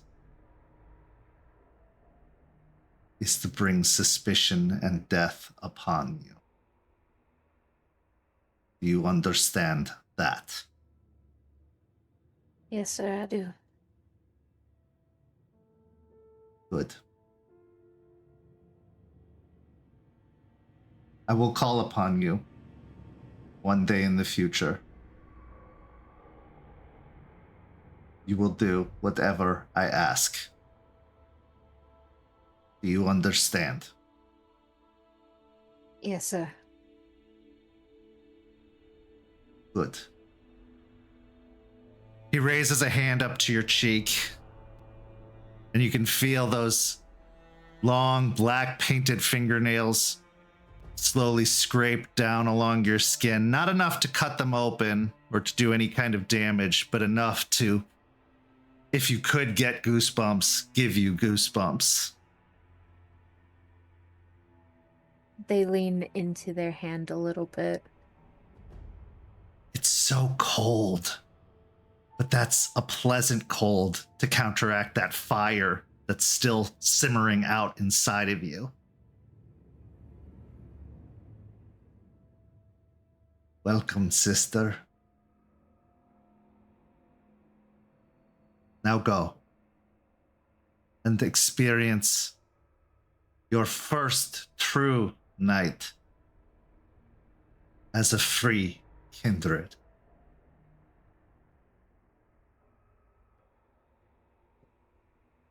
Thank you. And Beau will stand up, bow, and head out. So you walk out through the tattoo parlor to the front door. Everything is quiet. That other voice, that arguing voice, is gone. There is no urge or desire to return to Talia. There is no craving for her blood. There is only blissful silence. And while you're swept up in the joy of that, the fact that the colors have grown a little duller, the fact that happiness, purity has grown that much more distant doesn't matter. Not right now. As you step out onto the street, you return to the vehicle that brought you here. You see the bar goers and partiers of the city for what they truly are. Just another cattle. And you know all about that. We now go to break. We'll be back in just a few minutes with the second half. St. Petersburg by Night is brought to you through collaboration with our partnered vendors, Chromatic Creations, Panchi Artista, Ember Fox Dice, Champs Tramps, and Howl and Hop Tea. Links to our partnered vendors, as well as our Twitch and YouTube channels, can be found on our website, stpetebynight.com. You can follow St. Pete by Night on all socials with the hashtag St. Pete by Night. If you wish to support our programs, you can do so at ko-fi.com/St. Pete by Night to help keep the stories rolling. Welcome back. We return in the middle of a chess game between Jeremiah Lockwood and Augustus Adelaide III. The scene, a humble shop just simply called the Spice Shop. Now, August, this is your shop, so why don't you go ahead and describe it for us? From the inside, as we sit, it is a back room that doesn't really look like much of an establishment that people would buy things from. There are tables, all of them very old, look to be even antique for the majority of them. The walls are lined with tapestries and old ornamental blades, ivory. A vast assortment of things covers almost the entirety of the walls. The floor itself has several rugs overlaying each other that look very old, some of them newer. And there's a sort of almost stage section in the back where there's a few things that look to be in the process of being repaired or put back together. It looks more sterile than the rest of the room, which actually looks pretty almost rough. But we sit near the center of the room. There's a bench and on the opposite side a chair where we sit on a table that is just big enough to fit the chessboard. And the lighting in here is very, very dim, but not so dim that you have to squint to see. The scene is yours. So I imagined we've both made a couple of opening moves. Not really any confrontations yet. Jeremiah will have heightened senses up, just because, why not? And as he moves his bishop closer to the center of the board, he'll say, August, I want to clear the air about something. When we were all talking and what came out about Beau came out, it got a little heated. And I brought up what Solomon told me. He thinks he knows about you, what may or may not be true. I'm not asking you to confirm it or deny it. I know I may have come off as denigrating that, throwing shit on it. That wasn't my intent. I was mad about the situation. So if it dug deeper than it was intended to, which was not at all, I'm sorry, man. You know, and I believe you mean that. But was it what Solomon told you from his own information? What is it? Is it what I led him to believe? Is it what you believe? I don't know. Partly because I don't really care. You're a kindred. And you're down here on the street with us. Whether you're one of the Duskborn or full fat. I mean, that matters less to me than the fact that we're in this together.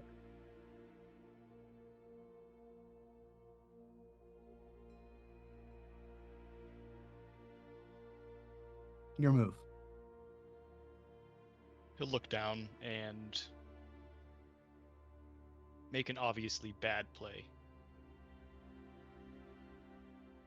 He'll move forward a rook to be stolen with ease, with no counter move back. And as he does that, he says, "You said you were angry about the situation, and how do you feel about it now?" I mean, I'm still pissed off about it. My anger is where it usually is. The goddamn camp.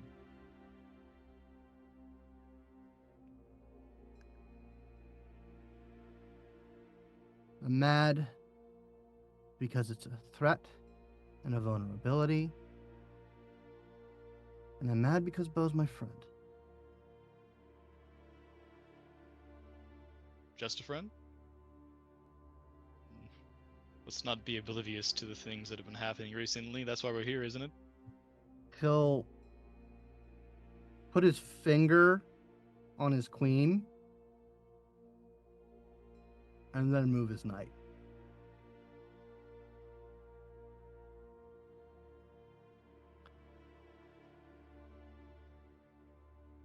I honestly never thought about her in that way, but the blood is what the blood is. I'm not going to be repeating that again, if I can help it. We'll see about that. But I mean, not to say she isn't a doll, but business and pleasure shouldn't mix them. right, of course. So I intend to see Solomon later this week to provide my services, as I put it at the time. And I intend to do just more than that, little more than that. Poke and prod. I intend to help him as he requests. But like I said, we don't know anything about the street level. And I think he prefers it that way for now, until we're more useful than we already have been. Don't think that tonight changes much, though. I think you're right. We're in a good spot, but we can't underestimate him.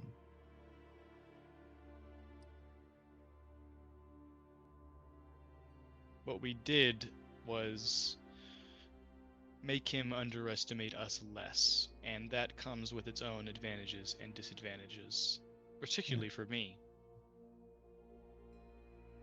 He'll reach in his jacket pocket that's hanging on the chair behind him, and he'll pull out a glass vial. It's very thick, it's opaque, you can't see inside of it. There's a faint red coloring to it, and he'll put it on the very small empty space at the edge of the table and sort of twirl it in between his fingers.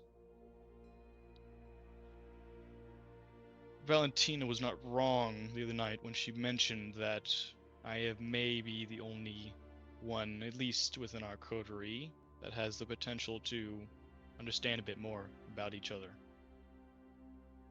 But they did overestimate some things. And that's how I like it, honestly. They think they know more than they do, and that helps me. Well, sometimes, as you've seen in recent nights. Oh yeah. But I'm making steps into that direction. Steps that can't be ignored, especially by those close to me, for too long. You said you're not looking for confirmation. He bites his tongue, and you see a look of almost disdain on his face. But what he told you was true. Jeremiah nods for a second, says, well, all right then. But what he doesn't know is that I've had some help. Maybe he does. It's possible.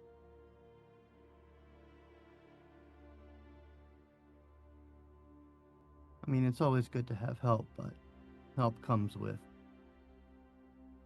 obligation. So, do you know any others here in the city?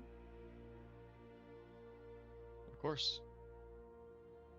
It's good. A couple others. Some of them know more than the rest. Some of them are in the boat that I just stepped out of. And there's a possibility I could bring them into the fold. But before we do that, as I mentioned, we need to figure out where we stand beyond the anarch movement. And that's something that I would hope you would be able to understand. That the movement is only with us so long as we were with it. It's not that different from the Camarilla.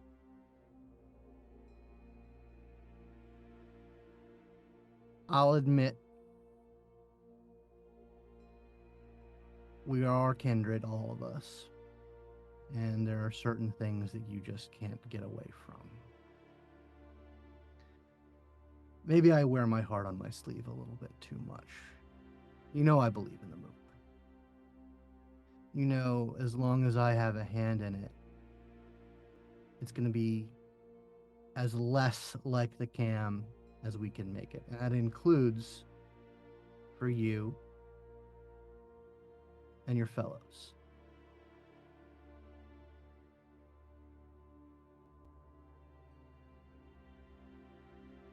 I'm going to ask you a question, one that I care about more than the vagaries of your blood. Do you give a shit about the movement? Or is it just where you are right now?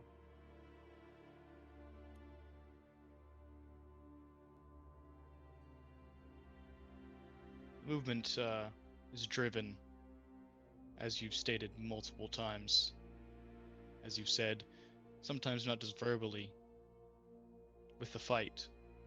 And the moment that fight ends, you and everyone else will be lost. Now, it's been existing for hundreds of years, so I don't think you have to worry about that anytime soon. Even if you take back all of Tampa and the baronies and all this other things you said, it won't end there, and you know that.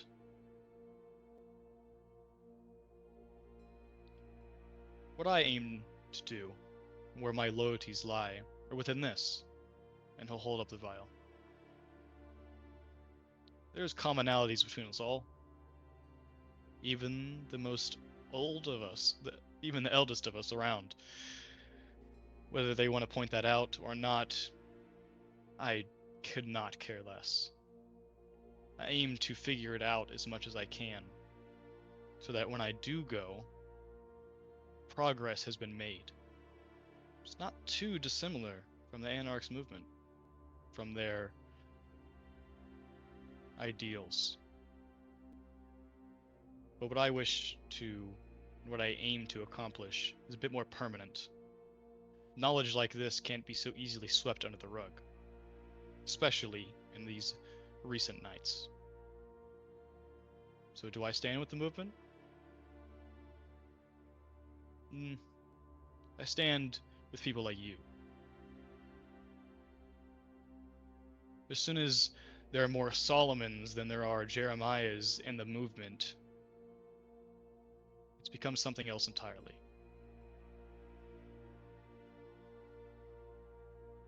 Okay. I can respect that. You'll have to do better than that. You'll have to use it, because there are plenty others just like me, and they're willing to help.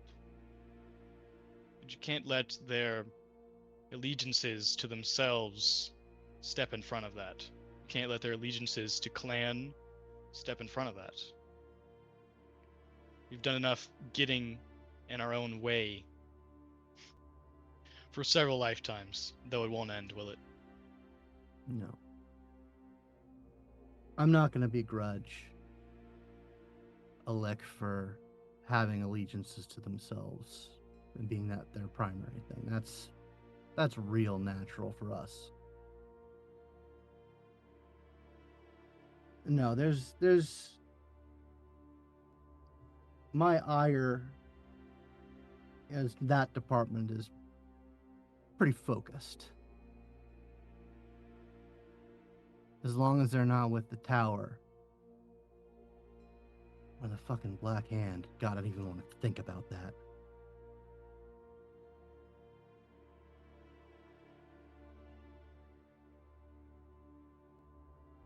I've been thinking about this. I've been thinking about you. And I'm not gonna lie. I want you with skin in the game. I want Beau, Val. I want you committed. Might not get it, but I want it. Because I really do believe in it.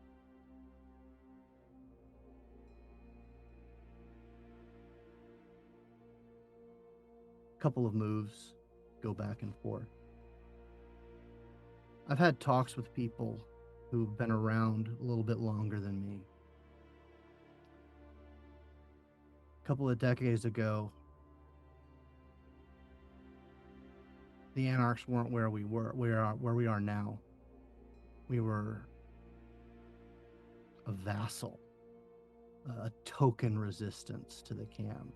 The real fight was the tower in the hand.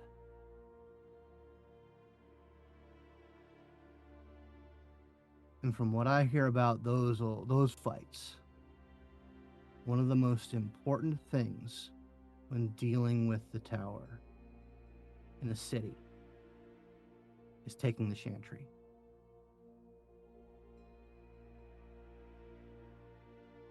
Now,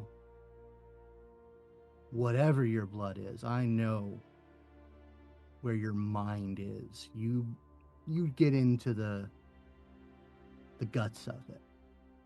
The power, the blood, the knowledge. And I don't know where that place is, but I know what you want. A lot of it is there. So, it might be a long time coming, but as soon as we can make a play for it, I'll help you push for it.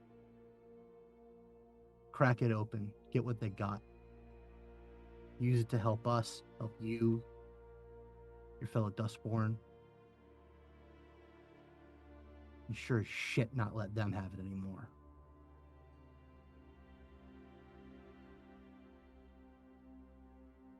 A lot of things gotta happen before that's even a consideration. Oh, I'm well aware. Just know that I'm thinking about it.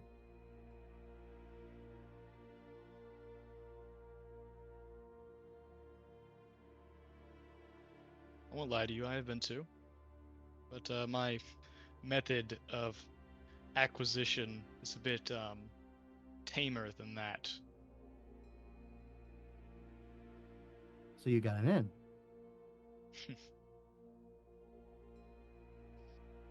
Sure. Good to know.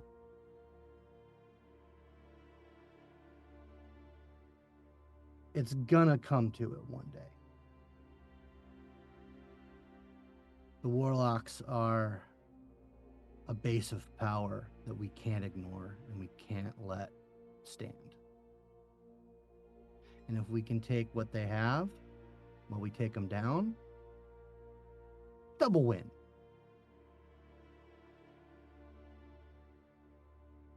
And how many kindred and kind have to die before that can happen where we walk away from it? A bunch. Not gonna lie. But I think it's a worthy goal. If we're gonna take the city, it's gotta happen. Before that, I believe you said some wise words that barons need to talk. But do we want one of those barons to have a bit more stake in our game before that happens? Well, I mean, I've as much said it to Solomon. I want one of those seats. But I knew it's gonna take some time. Of course. It's going to take a lot of bootlicking too. Something the Anarchs and the Camarilla have a lot in common with. I'm gonna let that one slide. Sure. And he'll make a gutsy move on the board and threaten your king.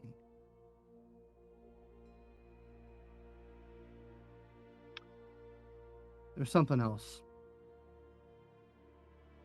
Val mentioned something about a deal you've made recently.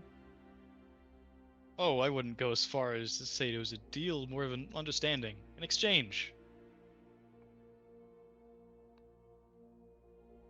I can't watch your back if I don't know where the knives are coming from. Well, you know what you know now, that is every direction. But I get your point. I'll acquiesce. Sure, a deal has been made. But it was very selfish. It was a show of weakness. Purposely so. I need you to know that the face I wear in this building and the bar, at the tattoo shop, at Solomon's poker place, at the deliveries, it's not really who I am, and I think you know that. That's fucking Vampire 101, son. Good. Well, Vesper has, in a show of good faith, after I made this deal, told me some things. Some things he's interested in. And in the interest of keeping my head, I'll keep that to myself for now, but understand that he's just as interested as anyone is with everything. That's something we have in common, very much so. The only difference is he's in a place to actually gain those insights. He might lose a head or two, but it won't be his own. So I'm going to say something. You're not going to like it. But if it happens, we'll be one step closer to that almighty goal of yours. We'll have an ally powerful enough. And while they may not back us in public, they will exactly where they like to be, in the shadows. We cannot kill Beau's sire by our own hand. It is not something that can coincide with your own aspirations. But there is someone who we can feed her to. And in doing so, I won't lie, and he'll move his piece to the side, allowing you to take his king. It'll put me in a very good position. And if you want my commitment, putting me in positions like that is the best way to do it. Like I said, I believe in you. He'll take your king almost absent-mindedly. He's been tense ever since you said the name Vesper.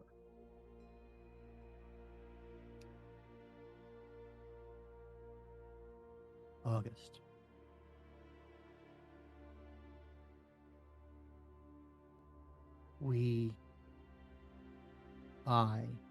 And all the messing around I've done across the Southeast,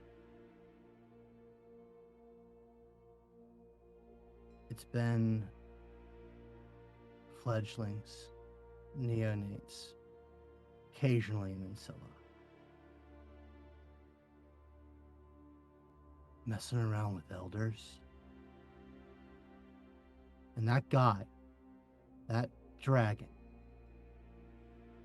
if he's not an elder, then I'll eat my pants.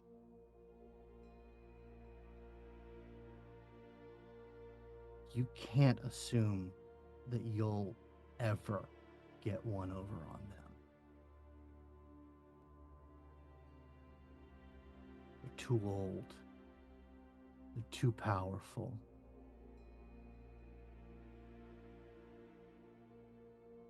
I really hope that whatever you've done doesn't burn you, at least in the next 10 years. But it's gonna burn you one day. I never want to see that guy again. I don't care what he can do for us. That's bad news.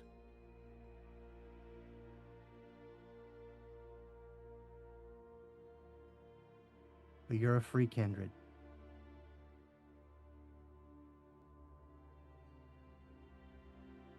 But I don't trust it for a damn second, and I'm not gonna rely on it for anything.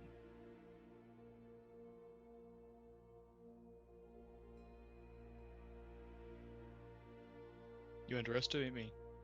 I don't trust him. I don't think I can pull one over on him. I know it'll come back to bite me, literally. I said the words aloud. But as long as before that happens, I accomplish what I aim to, both your movement and the lives of those around you will be better for it.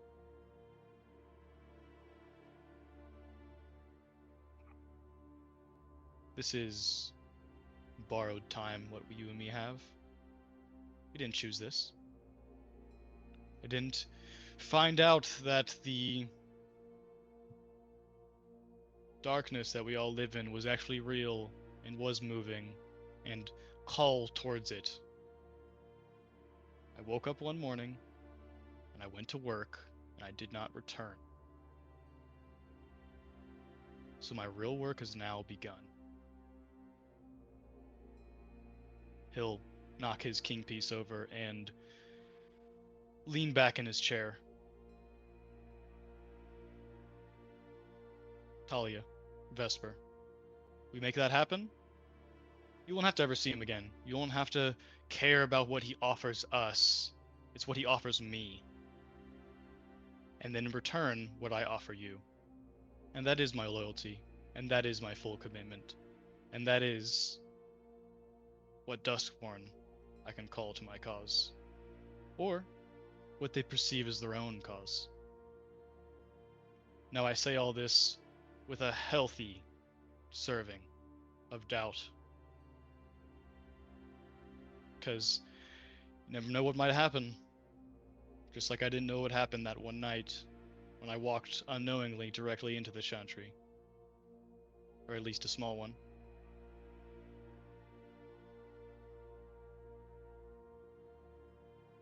But you know as well as I, if it came down to it, in her current state, Beau would fold. And even if they weren't bonded,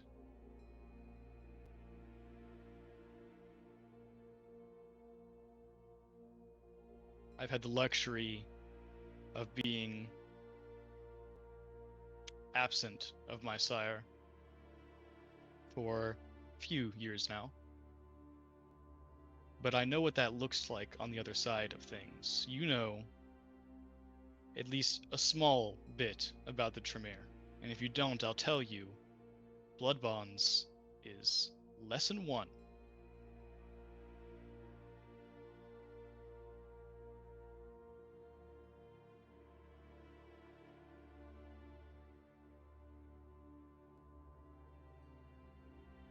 Jeremiah kind of takes this all in, and he's weighing something.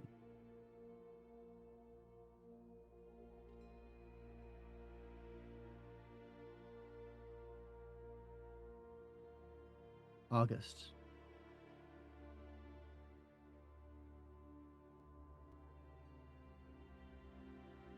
If I'm truly being honest about how I feel about this entanglement you've made,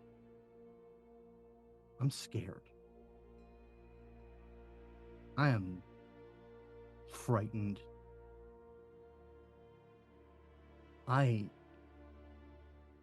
frightened for you, but I'm frightened for me, because that's one step away. You are my coterie mate. You are the guy who I am in this shit with.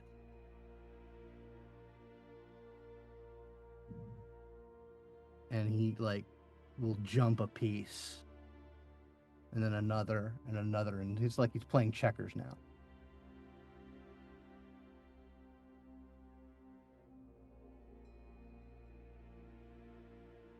They'll snatch me up.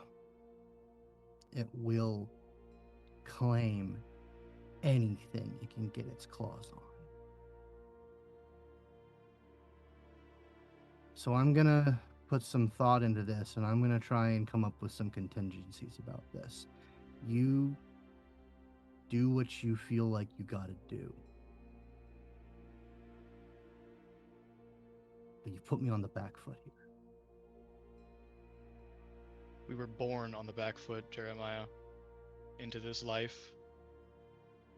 I understand your fear for elders. I have it as well.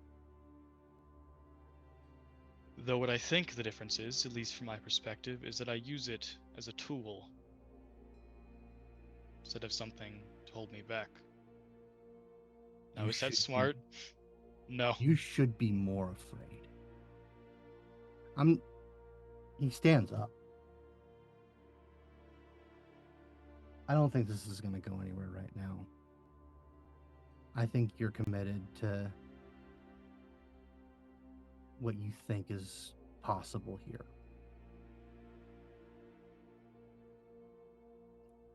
I just got to do what I got to do about it. I know one thing about you. It is that.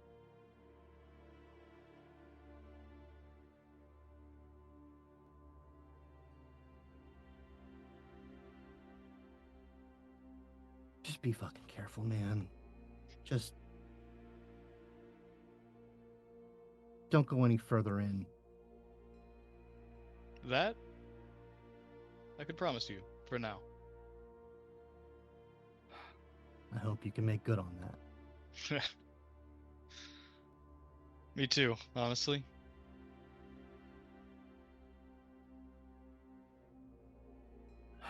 Good game, man. And he'll look at his watch and internally think, yeah, I can make it to my haven in time.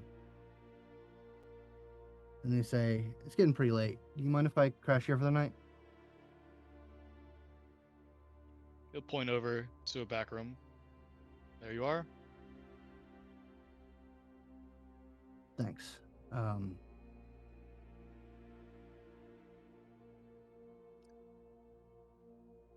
Same time next week? If we don't all meet the sun.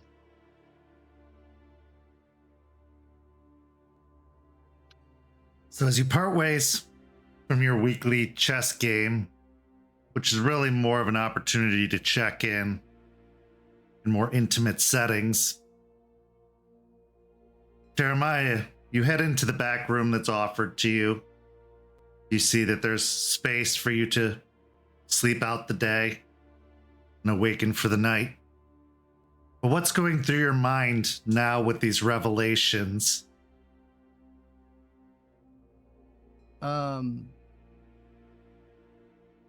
A string of expletives.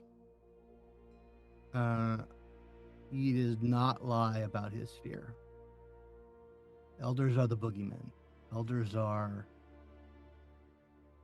the unstoppable force and the unmovable object. He thanks whatever might be up in the sky, whatever laid this big curse down upon us. He thanks that and anything else that he can throw gratitude for the beckoning. The best thing that's ever happened to the kindred world, in his opinion. So yeah, he's having a spiral. He's not good in the head. Besides, if the beckoning was so effective, how is Vesper still here? How are some of the elders who, rumor has it, are still here? What are Jeremiah's thoughts as to the propaganda about Thin Bloods bringing about the apocalypse being a sign of the end times?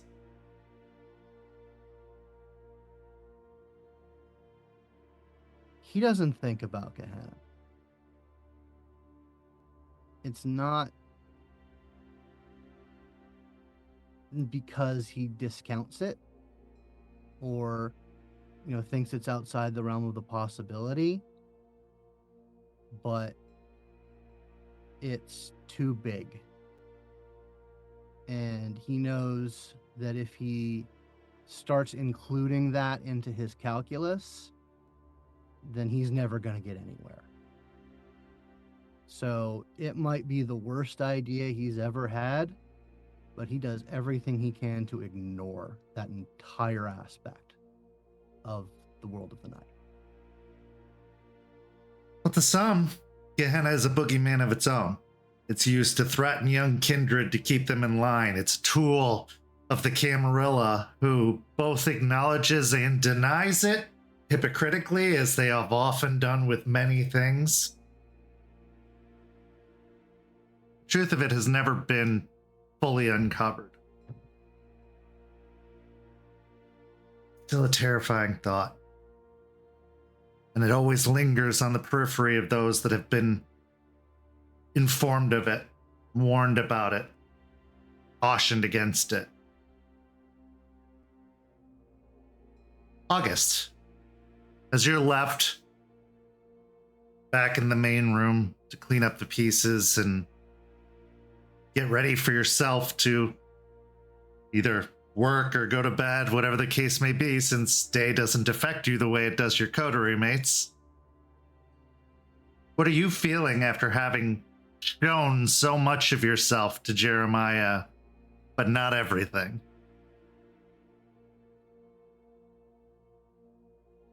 His mind lingers on him saying that he's fearful, that he's scared for himself.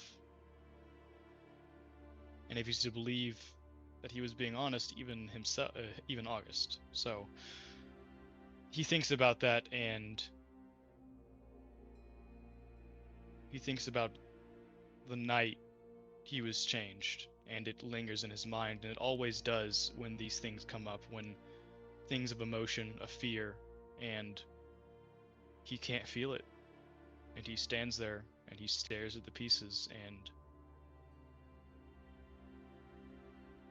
his mind is empty for moments.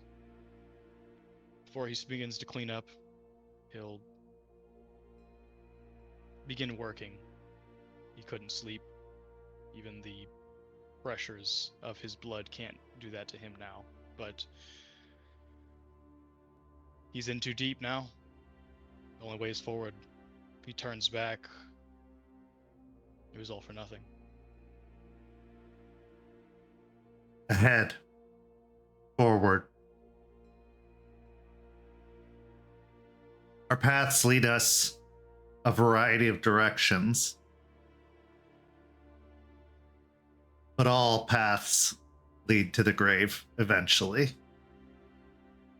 Because just like the lie, in some ways, that is the talk of thin bloods, so is the lie that anything lasts forever, even kindred. We go now to our final scene of tonight's story.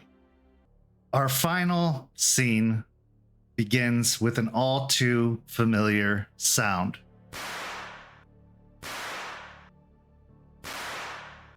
Gunshots. Thankfully, it's not in a situation that puts anyone's lives at peril. Instead, we find ourselves in a gun range, a large cement building with long metallic tracks where targets can be hung and then sent down to the far end of the range at whatever various distance the shooter prefers. There are tables with pistols, rifles, a variety of arms and ammunition available to those who are willing to pay the rental price to use them on the range. Of course, others bring their own weapons, and the ability to shoot on the range is much cheaper and affordable. This is where we find Jeremiah and Beau. You've intended to go to a place like this for a while to teach each other or learn or just prepare for the inevitable conflict that's coming someday soon. After being threatened by the circulatory system and seemingly by the tower in the form of the wreath, it's more important than ever to make sure that you're ready, because there is no hesitation in kindred society. To hesitate is to die or to be driven into servitude. You must be ready. So it's almost closing time for the range. There are no other customers nearby, and the shop owner has gone to the office to make some final calculations, possibly put in the bankroll for the day. It's just the two of you.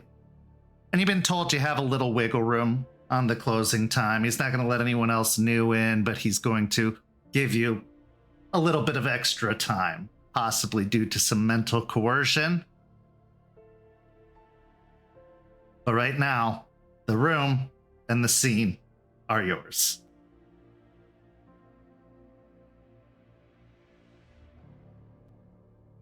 Jeremiah is sitting down, ear protection on, waiting for Beau to take her shots. Beau is going through the routine, checking the gun, testing the chamber, making sure it's loaded before lining up and taking the shot. Give me a composure and firearms check, Beau.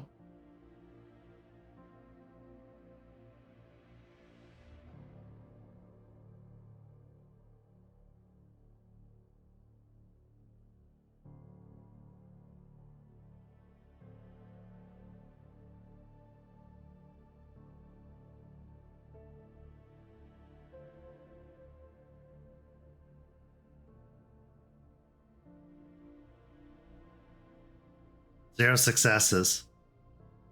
As you aim the gun down range,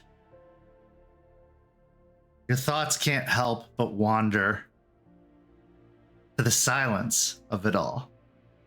Once again,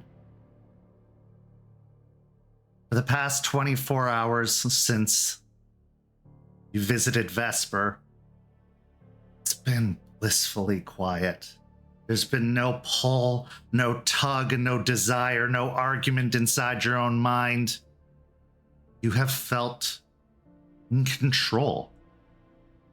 And not that fake control that you think you have while still paying reverence to the ones who made you, the ones who supposedly protect you, those that have claimed you. No, you have been your own. As you stayed the night at the Waiting Owl, or the day at the Waiting Owl, just enjoying it, there was one small moment of temptation, but it didn't come in the way you expected. Valentina, in the other room, full of blood. Blood is good. And whereas before, your own conscience would easily shove away a thought like that, this time it didn't seem so bad. Even if it's by a hair, even if it's by a centimeter, an inch. Your caring for her well-being has diminished slightly. But so far, it's been worth the cost. Because you are free. As you finally squeeze the trigger, the shot goes wide. Doesn't even touch the target. Just hits the cement of the back wall,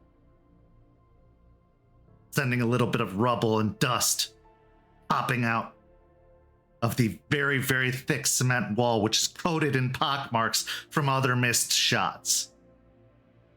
That wall is so reinforced, you never have to worry about anything going through it, but it is always a little bit startling and a little bit breathtaking when it does. You're never entirely sure.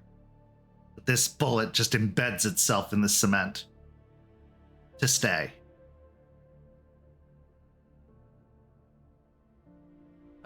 Jeremiah will just kind of wince a little bit, little bit of a shared embarrassment. Come on, Beau, you got to get on your game. Sorry, I'm a little distracted. I have been for a while. Yeah, I bet.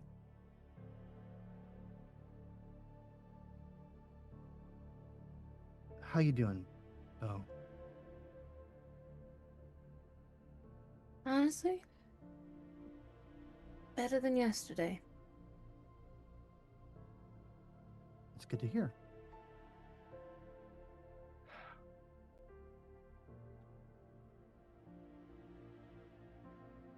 And You how know, about I'm- yourself? Oh, man, I'm doing all right. I am worried about you and August and Val. To my knowledge, Val hasn't made any monumentally catastrophic mistakes, but I still worry. You know, I mean what I've been saying about her, Talia. I can't stand that she's got what she's got on you. Do you understand the weight of that?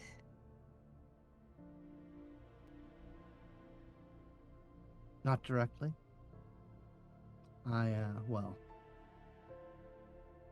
not to bring up past dalliances, but I feel a little now. But I've heard the horror stories. Plenty of anarchs still feel the tug.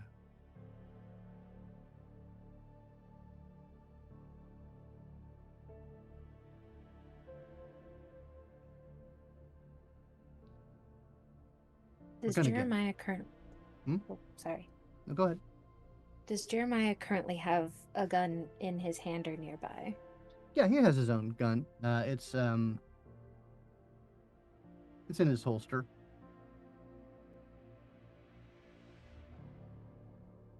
Jeremiah, hand me a gun, please. And Beau will hold out their hand. He will hand it over.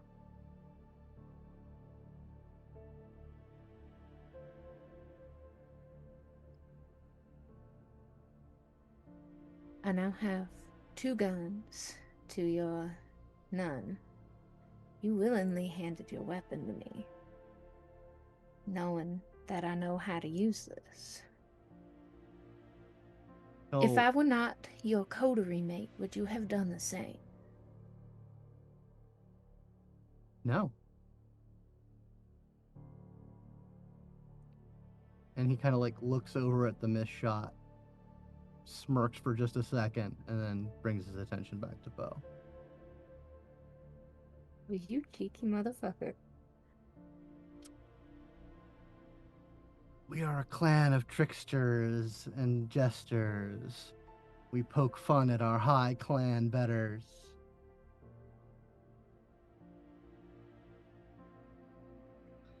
But seriously,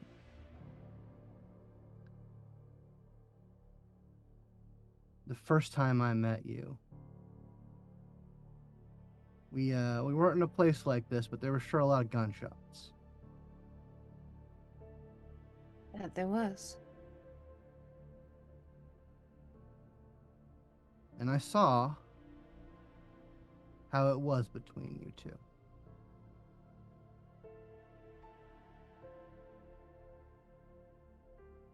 And I am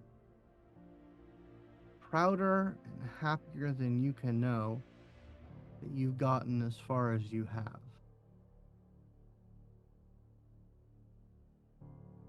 You're with the movement now. And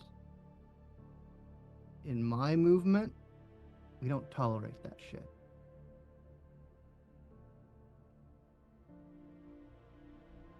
So I want you to believe that I'm committed to getting you free.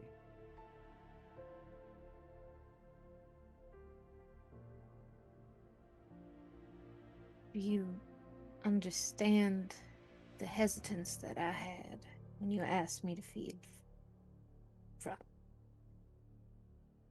Oh, yeah. I was thinking about my options. I just didn't want to set the precedent. I don't want to treat Val like that.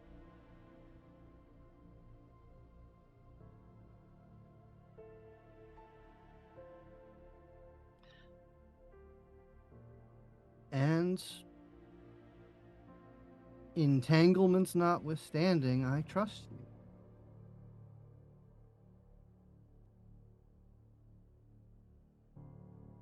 Beau opens their mouth as if to say something. Will kind of bite their tongue as they lick the right side of their teeth. Yeah. And will hand the gun back to Jeremiah. You want to try a shot? I won't say that I can't do worse than you did, because anything's possible. But he'll raise it, look down the sights, squeeze off a shot. You need composure and firearms.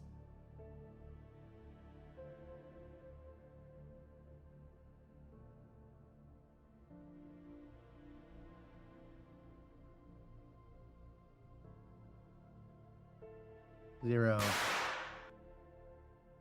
As the shot rings out,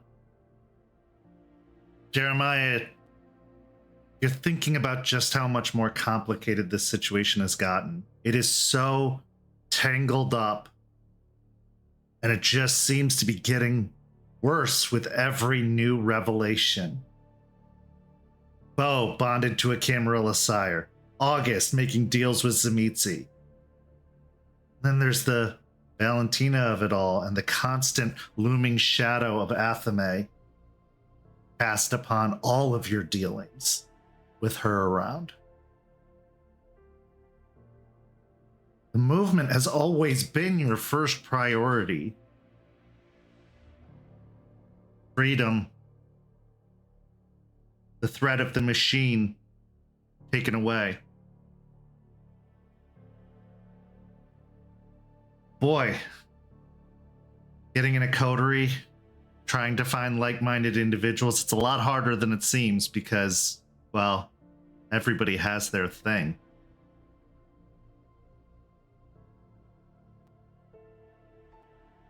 There aren't supposed to be leaders in an anarchist state, but these anarchs aren't the same. They do believe that leadership is still necessary. Someone has to make the call. They just can't be undeniable. They can't be omnipotent. They have to be in checks and balances. They have to be called to task, and they need to pull their own weight. Visualizing yourself as a baron, the future, how are you going to do that when you have kindred like your own coterie to answer to keep in check, to wrangle and try and lead through this crazy existence? Needless to say, these are distracting enough thoughts that the bullet hits the cement on the ground in front of the target. Doesn't go right past, it just falls a little short. Couldn't do worse. He starts laughing. And it's mostly, just a normal, embarrassed, exasperated laugh, but there is a tinge to it. There is that intensity, that those who have portrayed the Joker in the past have called upon. And he cuts himself short and just goes, "We are so cooked." You're telling me. What's on your mind? What isn't?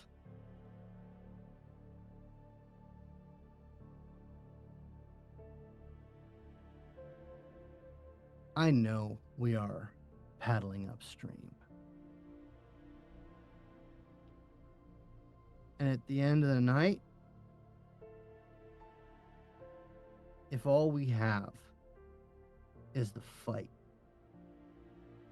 we never really get anywhere. The fight is its own reward. It at least for me, it keeps me focused. At least I try to be focused. It keeps me from falling apart.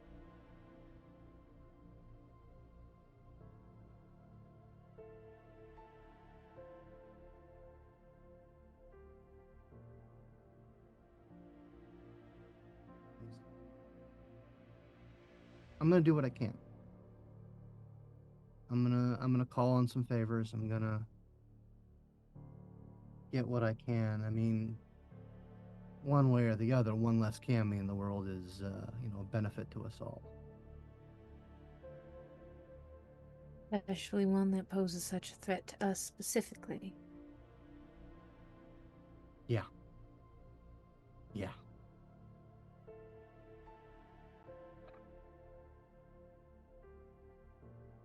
I've got a meeting coming up. I told you about this Sebastian guy. He's a fellow Rose, I'm told. I would really appreciate your help with that. Of course. I'll have my aid, and I'll see if there's anything I can find out that might help our situation. Maybe appeal to him a little bit more. And who are we not going to call? We're not gonna call Talia. Gold Star.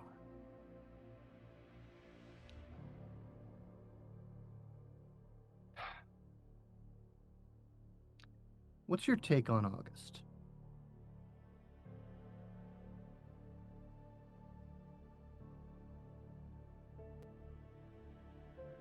To put it in the terms of a musical, he's arrogant and loud-mouthed. Even when he keeps his cards to his chest, he's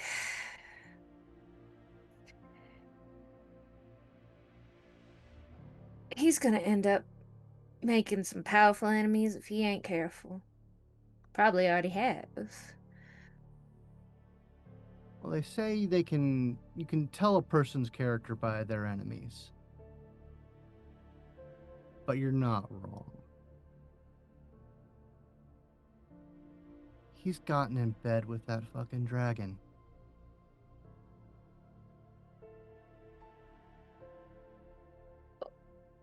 What? I don't know the details, but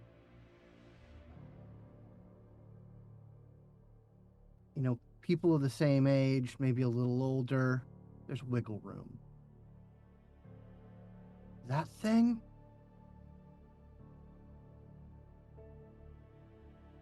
Scares me. I told him that. I told him he's bitten off way more than he can chew, and it's going to splash back on us.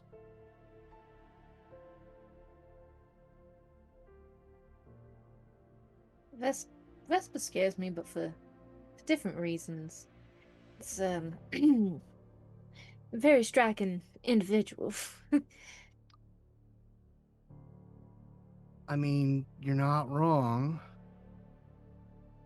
I experimented in college.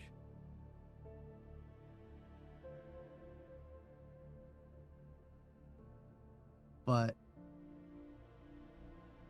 not with a 10-foot pole. That honestly surprises me. Why?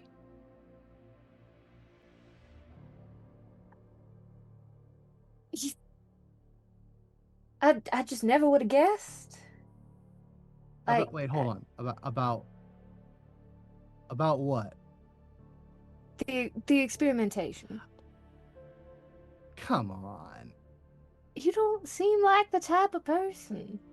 But I mean, it can't wasn't judge a my book by its favorite cover. thing in the world. I definitely have my preferences in the other direction, at least while I still breathed. But I went to school at Emory. It's in the middle of Rainbow City. Had to give it a shot at least a couple times. But no. Vesper? Something that old? He eats us. Like, I don't know if he has to or if it's just his preference, but literally a bigger fish. Like food chain. He's up there, we're down there. There is something appealing in that amount of power. Okay. All right, I think I'm beginning to clock you. If I had a What do you- water bottle, I would spritz you. I You need to get a don't water know. bottle. This is what this coterie needs. I have no idea what you're talking about. It's funny, Beau, the way Jeremiah describes Vesper, almost as if it's like an overlord, something to be feared, someone dominating. But in your recent encounter with him, he didn't treat you as lesser. He didn't demean you or degrade you. If anything, he saved you. And yeah, on top of the looks, there's the power, security, safety, and if he could snap a bond, what else could he do?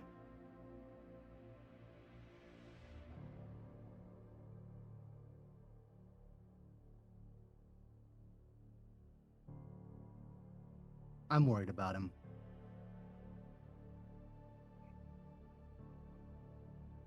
I mean, we're all small fish, but you don't go swimming into the mouth of the shark.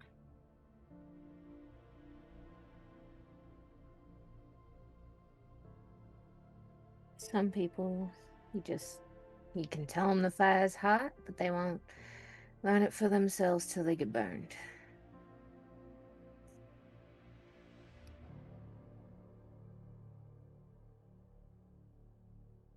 All right, I'm gonna hit this target if it's the last thing I do, and he'll put the earmuff back on and line up another shot. Composure and firearms. 2 successes. This time it strikes the target. Nothing exceptionally vital, but it would hurt, and it would definitely send an opponent reeling, possibly mid-arm, maybe on the side. But it hits. A satisfying hit, as opposed to the previous 2 shots that only ate concrete. He'll hold up his hand for a high five and go, progress. Beau will high five and then motion to let Jeremiah know that they would like to try again. He'll take a step back. Gonna step forward and line up another shot. Okay, composure and firearms.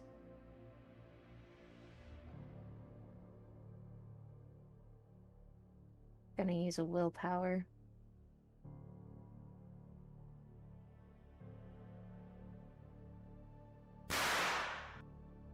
Just like Jeremiah, you strike the target, but on the opposite side. Maybe a little lower down, but still just as vital of a hit, just as successful. All right, that evens out center mass. We can. Maybe if we put our brains together, we can get one good shot. He'll be a little bold. He's gonna stand behind her and put his hands on her hands, sort of guiding and bracing her for her next shot. You can roll the next shot with an additional die from assistance.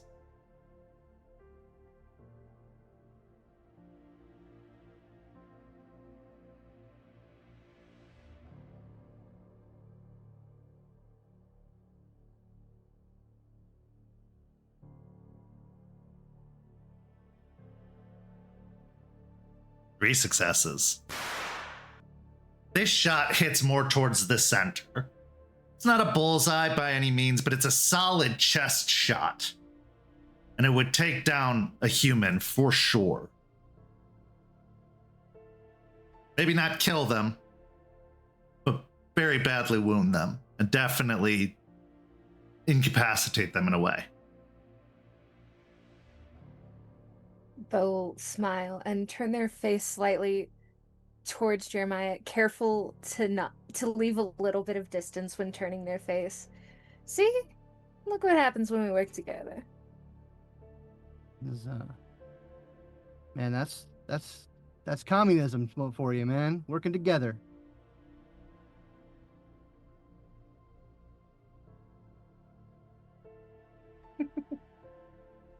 He'll As- linger for just another second before stepping back, taking his hands off of her. I think we should quit while we're ahead. What do you think? Yeah. Should probably wrap up soon anyway. It sounded like we had some extra time, but don't want to overstay our welcome, you know? Yeah. That guy's gonna uncloud any minute now, and we should be good customers. As you exit the facility, turning to the parking lot, do you part ways for the night, or do you both return to the bar together?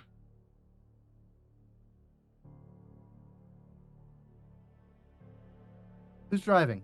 Me or you? I think Beau would be driving. Want me to drop you off at your place? Yeah, I don't think you don't even know where his place is. You've never been there, you've never seen it. He'll say, honestly, it's kind of a mess right now. Well, I'll just crash at the bar.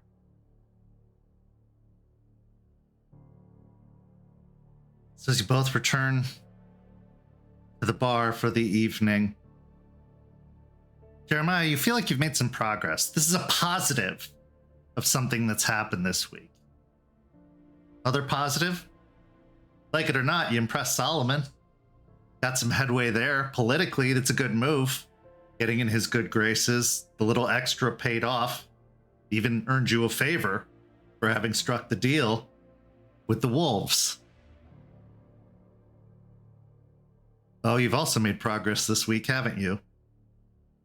Broken the bonds that would have pulled you in and pulled you under. And now, a bond of kinship, friendship, camaraderie, trust. In the world of kindred, it's the things that are unsaid that are the true danger.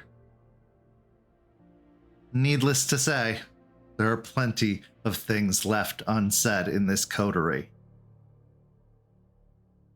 Will it be an asset or will it be a danger? Just have to keep watching to find out. This is where our story comes to a close, but not without one final scene. Our final scene takes us to a couple of nights prior and to a white paneled van with bed of roses inscribed upon the side. The van pulls into the parking lot of a funeral home. And as the door swings open, a man dressed in a very fine gray suit with a very pale look, slightly sunken eyes, a very morbid air about him, has a cell phone up to his ear. I've done what you've asked. I delivered the package. Is it to your satisfaction? Someone on the other side speaks. Very good.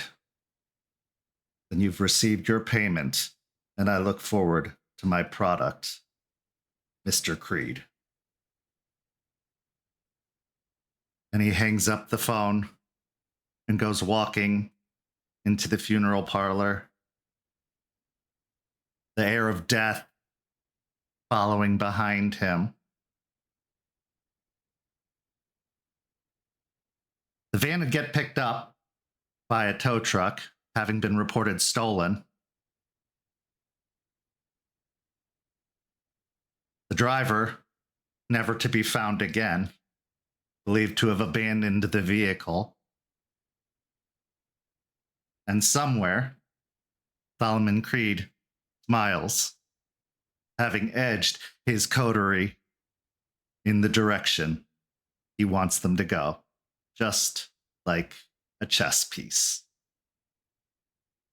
This is where our story comes to a close. Thank you so much to these amazing players. Thank you to everybody watching at home. Go follow St. Pete by Night on all that social media down in the description, and take it a step further by joining our Ko-fi and becoming a member for as low as $5 a month, where you can get all of the cool behind the scenes featurettes and extras that we offer, including the Rosebud Thorns for this very session, which I'm sure you're going to want to hear the insight of these amazing players as to what happened tonight. But this week, we've got an episode of Rage Across Tampa on Tuesday over on Twitch. We've got an episode of Hellhounds on Friday over on YouTube. And of course, come right back here next Sunday for the next episode of Red Tide Rising. For these amazing players, I'm Kent. Thank you for watching, and have a good evening.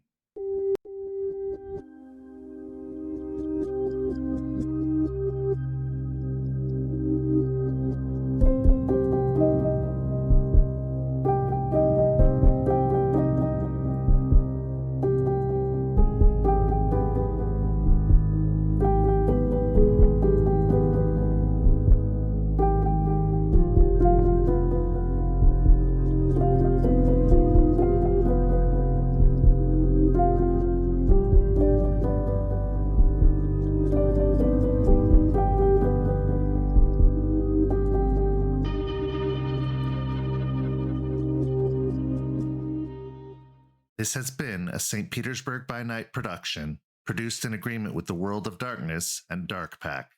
Visit our website at stpbynight.com for more information about all of our productions and how you can become part of our community. Thank you for listening, and until next time, fangs, stakes, and claws out.